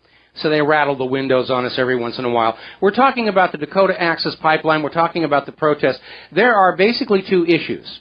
First of all, the fact that the land involved belongs to the Native Americans by treaty. And then the U.S. government comes on in and says, well, with eminent domain, we're going to take it and turn it into an oil pipeline right away.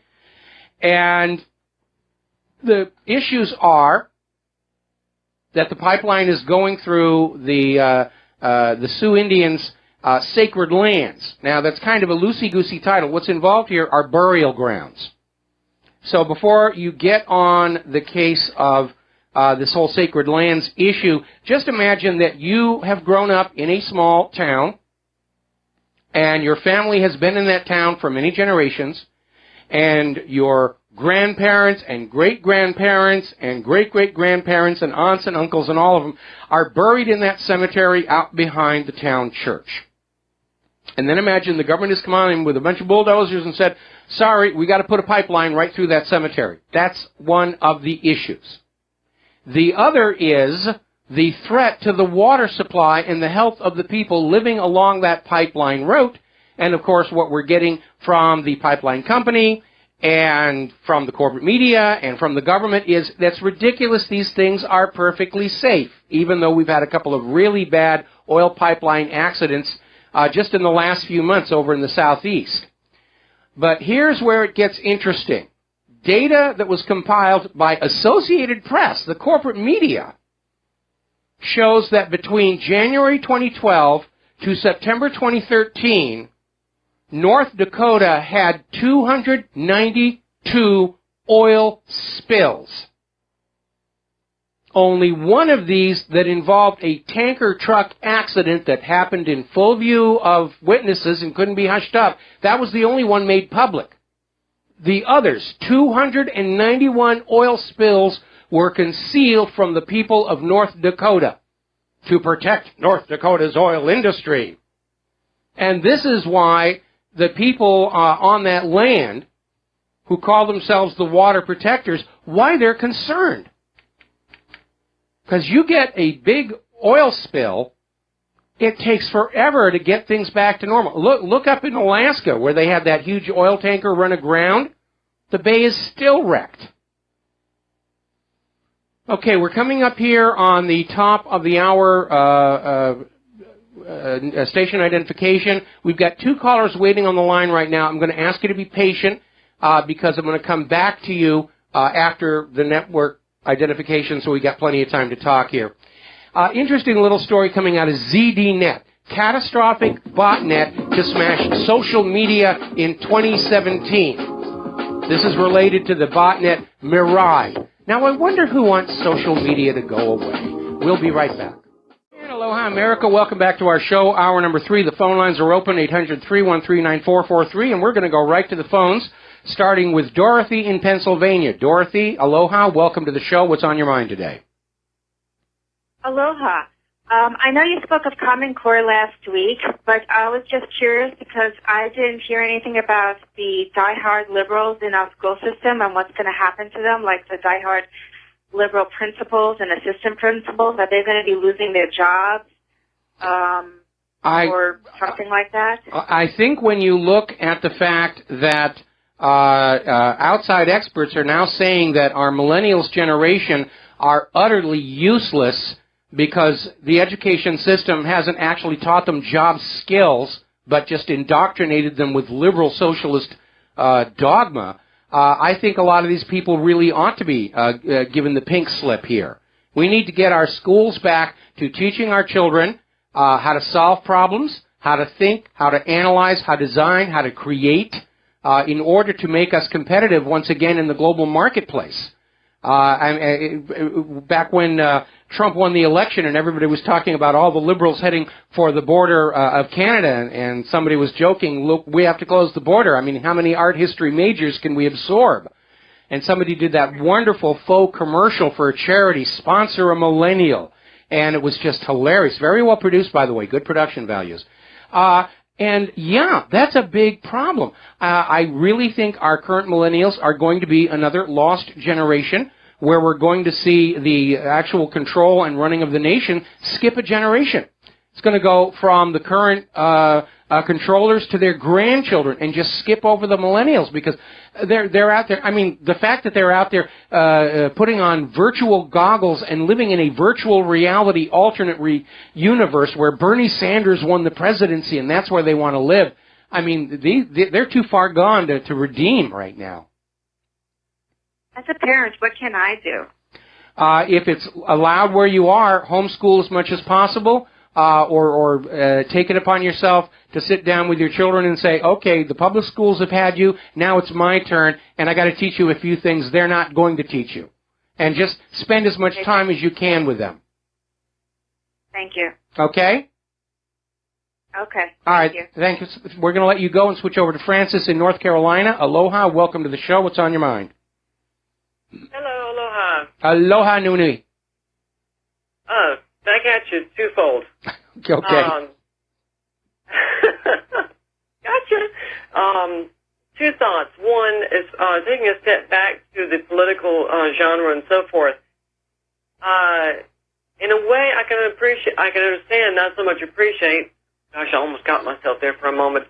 Why Obama was inserted where he was between the Bush clan and the Clinton clan and whatever you want to call it, for that dynasties for that matter, because quite frankly, the aspect that Obama basically said, we must not look backward, we must look forward, and basically let the Bush dynasty basically get off the hook for all the illegal. Yeah, that's why they tolerated it. I mean, Obama was a wild card. When, during the 2008 campaign, they were so worried about Ron Paul and so hyper about Ron Paul, they put all of their attention on Ron Paul, and Obama, basically unimpeded, was able to come on in and start commanding a large part of the electorate. And I remember there was this private meeting between Hillary Clinton and Barack Obama. It took place, I think, in a house in Massachusetts. They made a big deal. Secret meeting between the two leading candidates. And I think the deal was struck at that point. Hillary was trailing in the real internal polls. She was seen as not having the experience that Obama did. And so Hillary made a deal. Okay, Obama, you get the White House, and then in 8 years, it'll be my turn. You're going to make me Secretary of State, so I have a foreign policy credential that I can take on the campaign trail. And Obama went along with it, which led to 8 years of one foreign policy disaster after another, after another, after another. Syria, Iraq, Yemen, Libya, Benghazi. But she was able to hit the campaign trail saying, I'm a former Secretary of State, and I know foreign policy. Yeah, and as a result, that being a nightmare and a disaster, and now as a result, with Trump being there, it's like a repeat of what was already done earlier. So no, I disagree. I disagree. There was no secret meeting. They were fighting against Trump right up to election. No. I never said anything about a secret meeting. No. I wouldn't even put that past him for that matter. So let alone her. It's just the aspect that. It seems to be a repeat, minus the secret meeting, of whatever's being done legally or illegally or whatever, and how the upcoming party is handling it ad nauseum and so forth and so on. Now, that aside from that part, as far as the Dakota pipeline nightmare is concerned... Well, before we go into that, I want to respond to what you said. What Trump's presidency signifies is, at least for the time being, the end of the narcocracy, because their original plan, going all the way back to Arkansas in the mid-1980s, was the Oval Office would be their hereditary right, passing off from a Clinton to a Bush to a Bush to Clinton, and they're already grooming Chelsea Clinton for a run for the House of Representatives to get her on the path to the White House. But Obama was allowed to become president because he went along with it. He just commuted the sentences of another whole huge batch of drug criminals. I mean, it's not even like they're trying to hide where the source of their money and corruption is coming from. Well, the reason why they're not trying to hide is because basically they realize that the everyday person is probably not even paying attention. Well, I think so why not just let it be out there in the broad daylight? I think they misjudged that, which is why Hillary lost the election. And there's that too. Yeah, there's that too. Now, as for the pipeline deal, last I comprehended, there was a temporary stay of action with Army Corps engineers regarding the pipeline being asserted and so forth. And I can appreciate why they're going through a whole nightmare fiasco over it, because being that it's going into or across a lake, which is where they basically get their water source from. That's exactly right. I know myself, I would be absolutely outraged if, well, for one thing, whoever the politicians are that are in the pocket of the corporations that are doing this nightmare, the question is, who is not questioning them? But I would be having a canary if someone did that to a lake nearby where I live at. I'd be having a canary. I'd be raising unholy grief of something like that being done. I mean, it's like, you want this pipeline? Stick it up your own tail, not mine. Well, see, here's the problem. The water safety is a critical issue. The oil industry has a very long history of terrible accidents. We know from the Deepwater Horizon disaster that the government agency that's supposed to keep the oil companies behaving, the Minerals Management Service, is totally on board with them. They think their job is to help them. And we found out that the manual blowout preventer on the Deepwater Horizon drilling rig was 4 years overdue for its mandated maintenance. and the Minerals Management Service did nothing about it. So we already have a situation where we know the government agency that's supposed to keep an eye on safety isn't doing the job. And so, with the revelation that there have been 291 oil accidents in North Dakota in less than 2 years that were withheld from the public, you can understand why these people are very, very concerned. Well, true. And besides, when it comes to the safety of that deep ocean horizon and so forth, quite frankly, when people that are handling the safety of the thing, getting their pockets layered as they are, do you really think they're going to even bother with that safety issue? No, they're not. They're like, okay, I'm doing my time, putting my time in. I'm not going to worry about how safe it is. My pocket's layered. I'm going home. Bye, y'all. Yeah, that's exactly what happened. And they don't give a rat's testicle about how it affects everybody else around them, let alone their own family. Well, see, this is where Donald Trump's easing the way to fire poor performing government workers is going to be a big improvement, because the reason we have the Minerals Management Service not caring about the Deepwater Horizon's manual blowout preventer, the same reason the SEC turned a blind eye to Bernie Madoff for 12 years. The way all these government agencies, they can't be fired. They just sit in their offices. They go on the internet on their taxpayer-funded computers. They have a lot of fun. They draw really huge paychecks compared to ordinary Americans, and they just do whatever they want because they can't be fired. Oh, I know. Well, that needs to change, and Donald Trump has signaled that is going to change. That everybody's going to be expected to demonstrate they're doing their job, and if they're not doing their job, they're going to be fired and have to go into the private sector. Well, we'll see how that turns out, because I know when they had that housing bubble burst wide heck open, that was not in itself, and quite frankly, how that actually got set up to occur. Well, yeah. I mean, you had all the various regulatory bodies that were supposed to be keeping an eye on all this stuff. The SEC, they were just looking the other way. Thank you. That's pretty much it, because quite frankly, I'll put it this way. I had chatted with someone who deals with appraisals of houses and so forth. And in order to find out when the scheduling is supposed to be done to do an appraisal of a house for you, you cannot be told when the appraisal is supposed to be done, because, one, when they came out of college to know how to deal with an appraisal scenario legally, it was made a total fiasco, because people that had nothing to lose money-wise basically had houses that had never been set foot into, appraised for a certain amount of money by an appraiser who never set foot into it, and end up creating the bubble that burst like it did, and which caused the whole fiasco, which hurt everybody else beneath them, which they consider... It's not just that. I mean, going back to the original Whitewater scandal in Arkansas, where and the SNL collapse, that was all being facilitated by having appraisers who would over-appraise very poor properties in order to pledge as collateral. And it's a lot of skullduggery going on out there. But we live in a society in which crime pays, and the big criminals remain unpunished, and we've lost our moral compass along the way. Yeah. Well, what you're talking about is a whole design of dominoes set to go off in a specific order, and believe me, it's been collapsing. Yeah, it is starting to fall apart. Anyway, listen, Francis, I'm going to let you go because thanks an awful lot. We're going to switch over to Mike in Tennessee. Aloha, Mike. Welcome to the show. What's on your mind? Greetings, Michael. I just want to reemphasize for those listening that may not know this, the white people in the communities not far from these people up in North Dakota went to court to block the pipeline from going through their community, and they won, citing the concerns about the contamination of their water supply.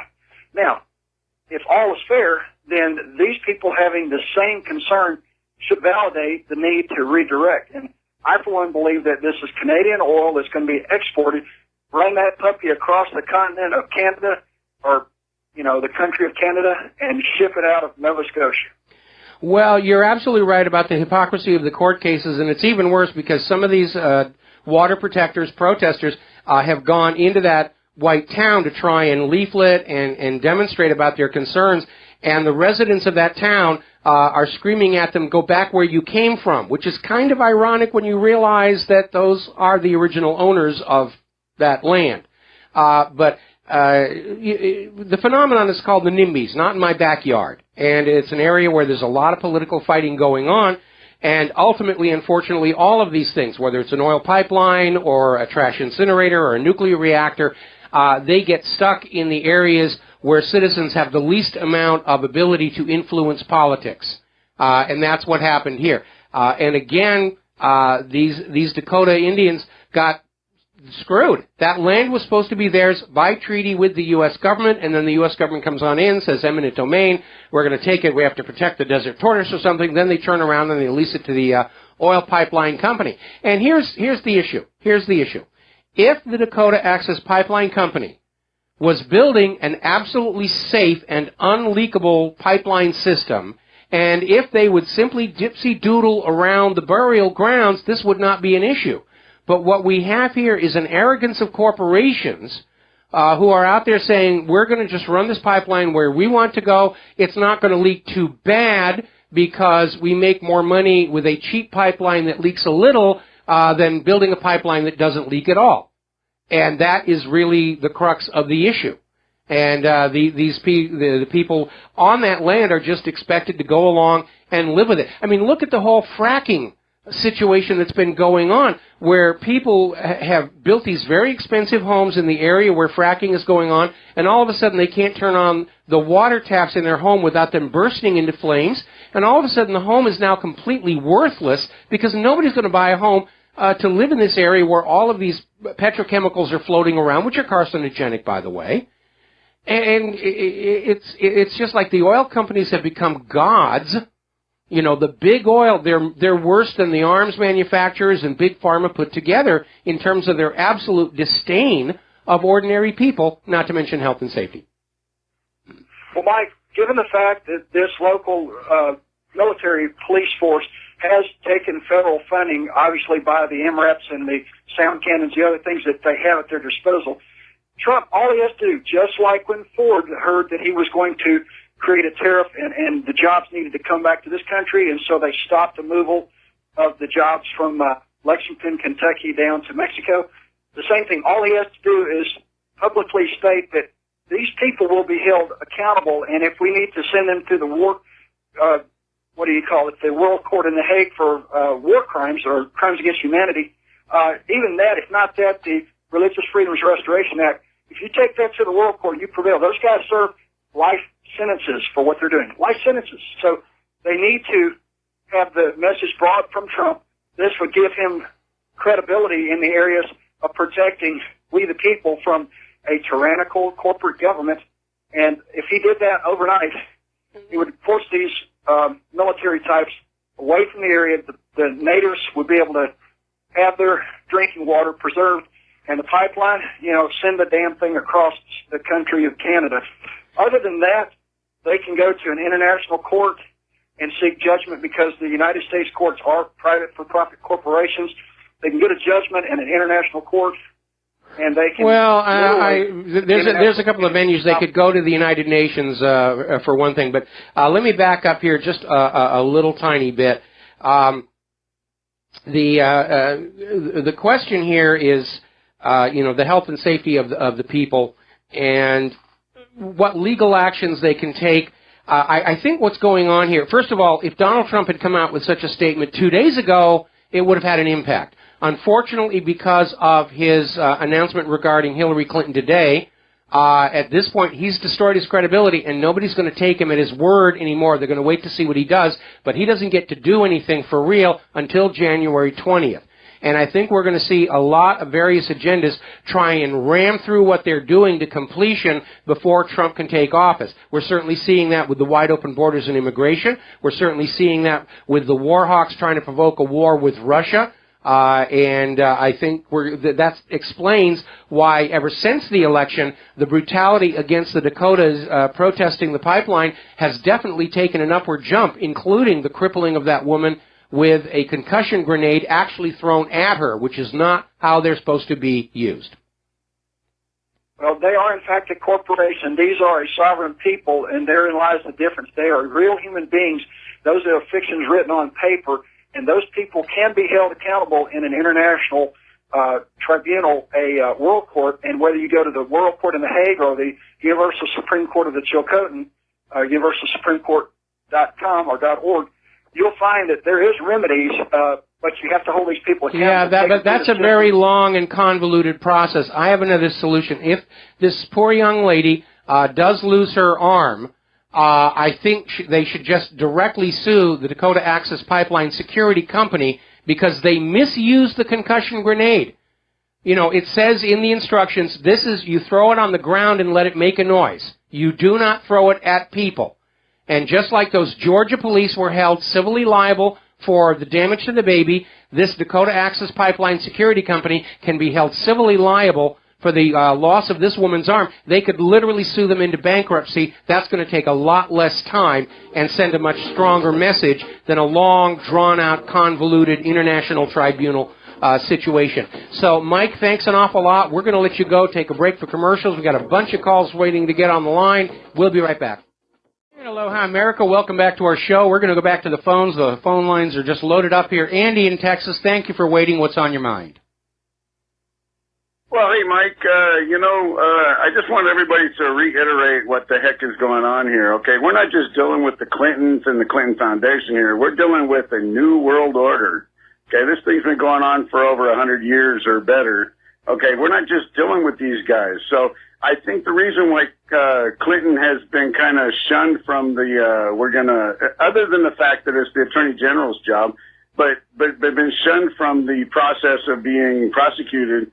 I also think that there's a lot of people that put a lot of time, effort, and money into getting us to where we're at, and all of a sudden we've got this invisible guy from nowhere that she couldn't steal a landslide from, and now we have this guy here. So I think a lot of why he's not doing anything to go after these people is simply because his life has been threatened more often than we probably think it has. And you can't beat a group that doesn't want to be beat. And well, I'm sure in the last 100 years. I'm sure that Donald Trump accepted that his life was going to be in danger when he declared for the presidency. If he didn't, then he was being delusional. And we know that during the campaign, there were photos of him where he was clearly wearing a bulletproof vest underneath his clothing. So I don't think that's a new factor. And again, I don't think Trump, I know he's going to be afraid of the narcocracy, and I'm sure Trump understands that his life is at risk for very much the same reasons that John F. Kennedy was. But I think his decision to not prosecute Hillary Clinton is really tied in with the fact that if the entire scale of her crimes became made public, it could destroy the entire government itself just when Donald Trump is getting that top job. And so I think that was the deal that was made. I will not criminally investigate you if you shut off the riots and stop the death threats against the electors and so forth. So like I said, as we get into next week, we need to keep an eye. If the protesters are still going, if the electors are still getting death threats, if my server is still being hacked, then something else is going on. But I think that was the deal that was made. I can't imagine Trump destroying his own credibility that thoroughly without a really, really good reason to do it. Well, but, I mean, at this particular point, because we know there's so much corruption in the government, I mean, anybody and everybody who's been paying attention to what's going on in this government, they can simply see that we've been corrupt for years and years and years. So what, and this would be a question, I'm just going to ask it, what would be wrong with tearing the entire government down and starting again? Well, I'm not entirely opposed to that idea. I mean, certainly with the view of Hillary as president, that looked like the best option. With Trump in the White House, it's possible to still save this nation, but I'm not willing to bet any money that we're still not going to go through that collapse, simply because that central government is hopelessly corrupt and unrepentant about their corruption. Well, we got Donald Trump putting Band-Aids on things. If he comes in here, he's going to try to put Band-Aids on things. He hasn't done anything yet. Okay, Donald Trump can't actually do anything until January 20th. Oh, absolutely. No, I'm prefacing out in front of his. He's going to put a bunch of Band-Aids on things and try to correct things, when in fact it really should be flushed down the toilet and started again. Well, again, there's merit in your position, and a lot of people agree with you. And in a way, I certainly earlier this year saw that as the inevitable fate of this country. And call me naive and call me hopeful. I'm thinking that the fact that we were able to pry the White House away from the narcocracy this election, that we were able to overcome the election fraud, it's a starting point. And we still have a long road ahead of us to try and prevent that collapse, prevent a civil war. And the first and most important thing on my agenda is to call attention to the fact that the election system is completely fraudulent and crooked and unverifiable. And it is possible to have an election system that is much harder to rig, and we need to get it implemented in the next 2 years. And there lies my last comment. We got, a 10% approval rating of our Congress, and yet those same warts that are growing on our hands keep coming back to Congress. Well, thank goodness for Diebold. That's all I can say. I mean, John McCain, one of his campaign fundraisers got busted for running a meth lab, and he still wins re-election. I don't trust those results either. There you go. All right, we got to take a break. We'll be right back. Aloha, America. Welcome back to our show here. We got a bunch of callers waiting on the line. I'm going to ask you to be a little bit more patient because I have some news I do need to get to before I can go back to the phones here. I'm getting all kinds of emails saying, don't worry, Hillary's going to be prosecuted by Sessions or something along that line. Well, I really don't think so. I got one email where apparently Joe Biggs and Alex Jones are out there with the story that Trump is just leaving Hillary to the Attorney General while he leads the country, which in point of fact is the way it's supposed to work. But if that were true, why bother with the announcement? That announcement was bad for Trump's credibility and his public image. It's angered his supporters who supported him specifically to see the Clintons rot in prison. So why make a public statement? Because a message is being sent. The deal has been accepted. And I would like to see the Clintons hauled up in court as much as anybody else, but at this point, I don't think it's going to happen. And again, if I am right, and Hillary was committing treason, betrayal, espionage, while serving as Secretary of State, then all she's got to do is say, the instant I'm in court, I'm going to admit it, I'll confess. And the fact that the entire U.S. federal government did nothing about it will bring the entire U.S. federal government crashing down. As that other caller said, might not be entirely a bad thing. But when you evaluate Trump's statement, you have to include the fact of the statement itself. Why make a public statement? Because this idea that Trump is just going to leave Hillary to the Attorney General and she's going to be prosecuted anyway, okay, maybe. Why does he need to make an announcement? So, hey, I was right about Pizzagate, right? All right, before we get back to the phone calls, I have to do the obligatory nod to ClimateGate and human-caused global warming. It's been snowing for 38 hours straight in Syracuse, New York. They got about 20 inches there already. The storm system brings early snow to areas north and west of New York City. Near record November storm buries Rochester. CNY drivers, including a meteorologist, described being stuck on I-81 for hours. The freeze was so hard there, cars couldn't get up the hills. Huge, huge traffic jam. Foot of snow on the Berkshires. Had heavy snow over in China, resulted in a 56-car pileup, leaving 17 people dead. NOAA just put out another one of their statements about how this is the hottest year on record warming all over the place. Somebody noticed that on their map, where they're indicating huge temperature increases, there are no temperature stations located there. They're relying on their computer simulations about what's going to be happening. We don't need to look at the real world. The computers are telling us what the reality is, just like that computer program that Hillary's campaign was using, okay? Now, getting back to the category of the fake news, remember the big one? We were hearing it from all the TV news. 97% of scientists agree that human-caused global warming is real.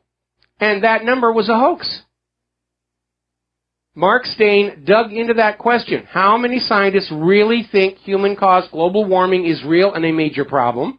And he discovered that this 97% number was arrived at by mailing out a 2-question survey online sent to 10,257 Earth scientists, of whom only 3,146 responded.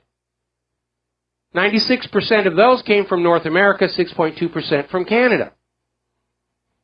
And basically, despite the narrow sample, because you can't say if you invite 10,000 scientists to participate and only 3,000 show up, you can't say 97%.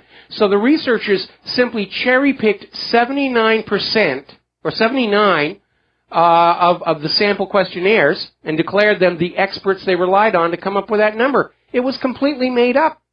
And the corporate media reported it as real. All right, let's see. We're going to grab some phone calls here. The Analog Anarchist in Maine. Aloha. Welcome to the show. What's on your mind? Aloha, Mike. Are you there? I'm here. Thank you for bringing up the Dakota Access again. I didn't want to tie up a whole lot of stuff with it, but there is one minor correction.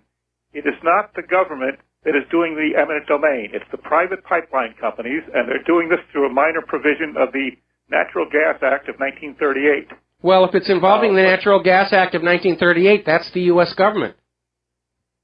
But the company itself gets this piece of paper from the Fed that's a certificate of public need, and they walk that into a local court and say, we've taken this, this, and this, and this by easement. What's happening is the 2 strips of land remaining to go under the river are technically Army engineers' ownership, even though they are Aboriginal title tribal treaty lands. For technical real estate purposes, it's now wait a minute. You call up and you say the government isn't doing this, and then you say that the company got this document from the federal government, took it into a court, and said we're taking all this land. That sounds to me like it's a government operation. No, it's a private company doing it. It's a private company wanting it, but they can't do it without the assistance of the federal government. You said it yourself. No, they don't. They get a piece of paper that says it's a certificate of public need. The federal government is not connected with it anymore after that. The private company walks it to the local court with this piece of paper and says, we want an easement here, here, and here. I'm sorry. If the federal government gave them that piece of paper, they are definitely complicit. Thank you very much for the phone call. We're going to switch over to Karen in Maryland. Aloha. Welcome to the show. What's on your mind? Hey, my question is about the Electoral College. Is it up in the air or questionable at this point as to whether or not the Electoral College is going to cooperate? And then number 2, does the Electoral College have the option of just not voting instead of, voting for one or the other, just abstaining from voting, period? Well, they can't abstain. If they do that, the election would be thrown into the House of Representatives, which is Republican-dominated, and we all know who they would vote for. So the Electoral College right now, what we're hearing from all of these electors who are receiving the death threats is they're angry. And I think it's definitely working against Hillary Clinton. Now, there was that Hail Mary plan by a couple of Republican electors to reach a compromise. They don't want to vote for Trump. They realize they can't vote for Hillary Clinton. So they're trying to run this idea of literally giving the White House to John Kasich as a compromise candidate. But they require so many electors to become faithless electors. I just don't see it as happening, because never before in history has there ever been more than one faithless elector in an election. And usually it's a protest vote by an elector who already knows the candidate that they're supposed to support is going to win anyway, so they vote for somebody else as a form of protest. But the idea that they're going to get 20 or 30 of the electors to break ranks, that is just really very, very absurd. I don't see it as actually happening. And if it does, if the electors vote for anybody but Donald Trump, it's not going to be seen as legitimate by the American people, primarily because of all these death threats these electors are getting. Okay, now let me ask you something to follow up quickly. Is there a reason why the electors are not put on the ballot like everybody else is? I mean, are electors, always, elected privately, internally by the party? Why aren't they on the ballot? Do you know? Probably to keep things simple, I think. We already saw during the primaries where they were putting the delegates on the ballot, and in some cases weren't even saying who the delegates plan to support. And so a lot of people were going into the primary elections and they had a list of names and no clue which ones were going to support Bernie Sanders. It was one of the many ways this election was messed up. It does need to be simplified. It does need to be made more transparent and verifiable. But I think the idea of the electors being chosen by the state is a way of guaranteeing the state's interest, because we do need to strike a balance there in that if it's a straight popular vote, which a lot of people are now saying it should be because that way Hillary would have won. No, she wouldn't have, because Donald Trump would have changed his campaign and still won. You would see the elections dominated by just 4 states. New York, Florida, California, and Texas would basically decide the election for the rest of the country. And so the Electoral College system, in part, is designed to guarantee that the individual states have a larger voice regardless of their population. The same reason that every state has 2 senators no matter what its population is. Okay, thank you. All right, thanks an awful lot. We're going to let you go and switch over to Mark in Philadelphia. Mark, aloha. Welcome to the show. What's on your mind? Hello, Michael. I just want to ask you a question. This concerns the compromising of local jurisdiction of law enforcement, and there's the recent article, and I'm just catching your show the last half hour or so. U.S. Denver sheriff illegally excluded non-citizens in hiring, and I want to come right back to that. But here's the thing. We have 300 sanctuary cities. Now, I don't know if anybody's connected the dots with this one. We have 300 sanctuary cities, okay, where basically that's a way to compromise local jurisdiction of law enforcement to be able to go after illegals who are in that area. So get this. I want to see if there's a correlation between the drugs that are coming in. We're talking about heroin, because heroin, from my understanding, it may be being sourced in Afghanistan, but it's coming up and through Mexico, and it's being run. Is it possible that these drugs are being run into these sanctuary cities, 300 of them? And I wonder if there's a correlation between the drug overdoses of heroin, because the heroin's a killer, along with meth. And my understanding is some meth coming up from Mexico too. But has anybody ever connected the dots with that if local jurisdiction can't go after somebody that looks like they might look the other way and not even question that person being here, and they might be running drugs. I don't know. What say you? Well, I would say that the immigration issue aside, if anybody is caught dealing in illegal drugs, the police have every right and duty to go after them. I know that the heroin and cocaine are coming in from Mexico. Meth can be made locally, so I don't know how much of it needs to be smuggled up from Mexico. You can set up a lab. And remember, I said one of John McCain's fundraisers for his recent re-election got caught with a meth lab early in the year, and still somehow this guy seems to get re-elected. I do know there is a correlation between the sanctuary cities and those cities where Hillary Clinton did extremely well at the polls. Well, here's my other understanding. My understanding is that the heroin, because, by the way, Philadelphia is the #1 drug overdose for heroin, from my understanding currently, and it was even reported in the National Geographic show Drugs, Inc. Their most recent episode was about Philadelphia. So, and all the drug addicts, the heroin drug addicts, are coming to Philadelphia because they figure that, hey, if there's that many overdoses, hey, it must be some really good stuff. How sick is that?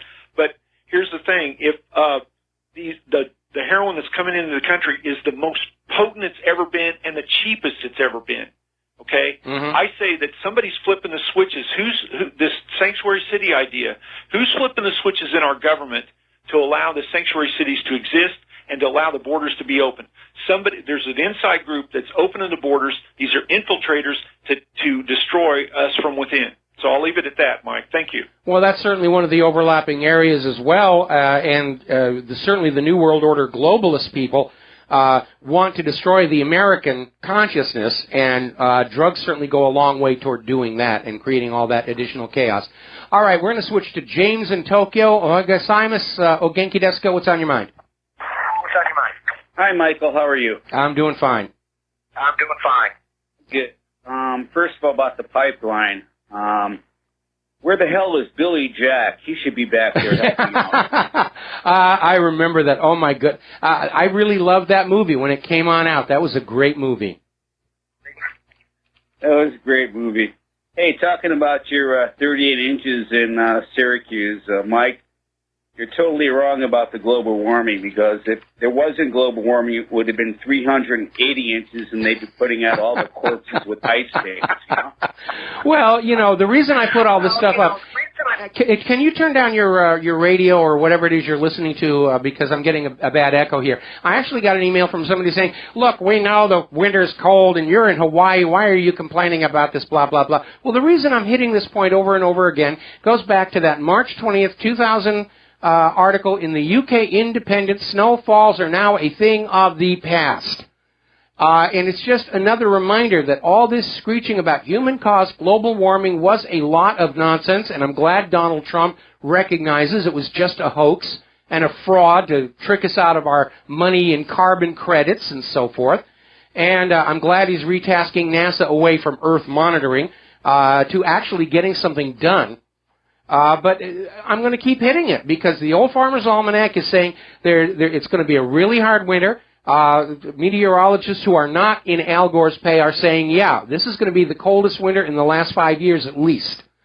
And so we have to keep hitting this. Now, of course, Al Gore and his people are trying to sort of back away from human-caused global warming and saying, well, we're talking about climate change.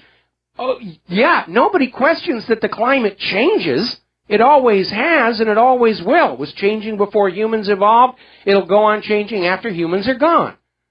It's ridiculous to say that you can stop climate change until you can put a thermostat on the sun and literally shift the Earth in its orbit. That's the only way you're going to be able to have any significant control over the climate. Michael, calm down. That's the number one threat to mankind, okay? Now, about the earthquake. Oh, boy, was that big. The earthquake. That was pretty heavy. That was pretty heavy here in Tokyo yesterday. The building was swaying, but it was only like a 3. They said it was a 3, but it felt like a 4 or 5. And my beach house, my other house, yeah, that was fine. But anyway, yeah, that was very, very significant. Well, the problem with Japan, the problem with Japan is that they've got a very strict building code for the buildings to deal with earthquakes, but unfortunately much of Japan's cities are built over these landfills of garbage that have been laid down since the end of World War II, so they don't really have good foundations. There's a big problem with liquefaction. I saw some videotapes coming out of Japan just today where you're literally having water gushing up, but through the sidewalks and everything.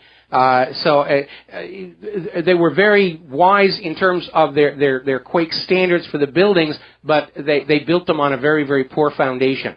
And so it is going to be nasty. The part that worries me, of course, is we may see even larger quakes in that area. And again, the cooling system for reactor number 3 was knocked off service for about an hour and a half. And if there is a bigger quake and another tsunami into the wreckage of that reactor site, and it floods those pits in the ground, they could actually start more natural fission. It's an ugly situation. Anyway, James, sayonara, and we're going to be back with the last segment of our program after these few words. And aloha, America. Welcome back to our show here. And first of all, I want to do a little kudos to Mike in our control room, who's dealing with much adversity, and I don't need to go into the details, but he's being a hero today. We're going to take our last phone call of the day, Sherry in Texas. Aloha, Sherry. Welcome to the show. What's on your mind? Hi, Mike. Thank you.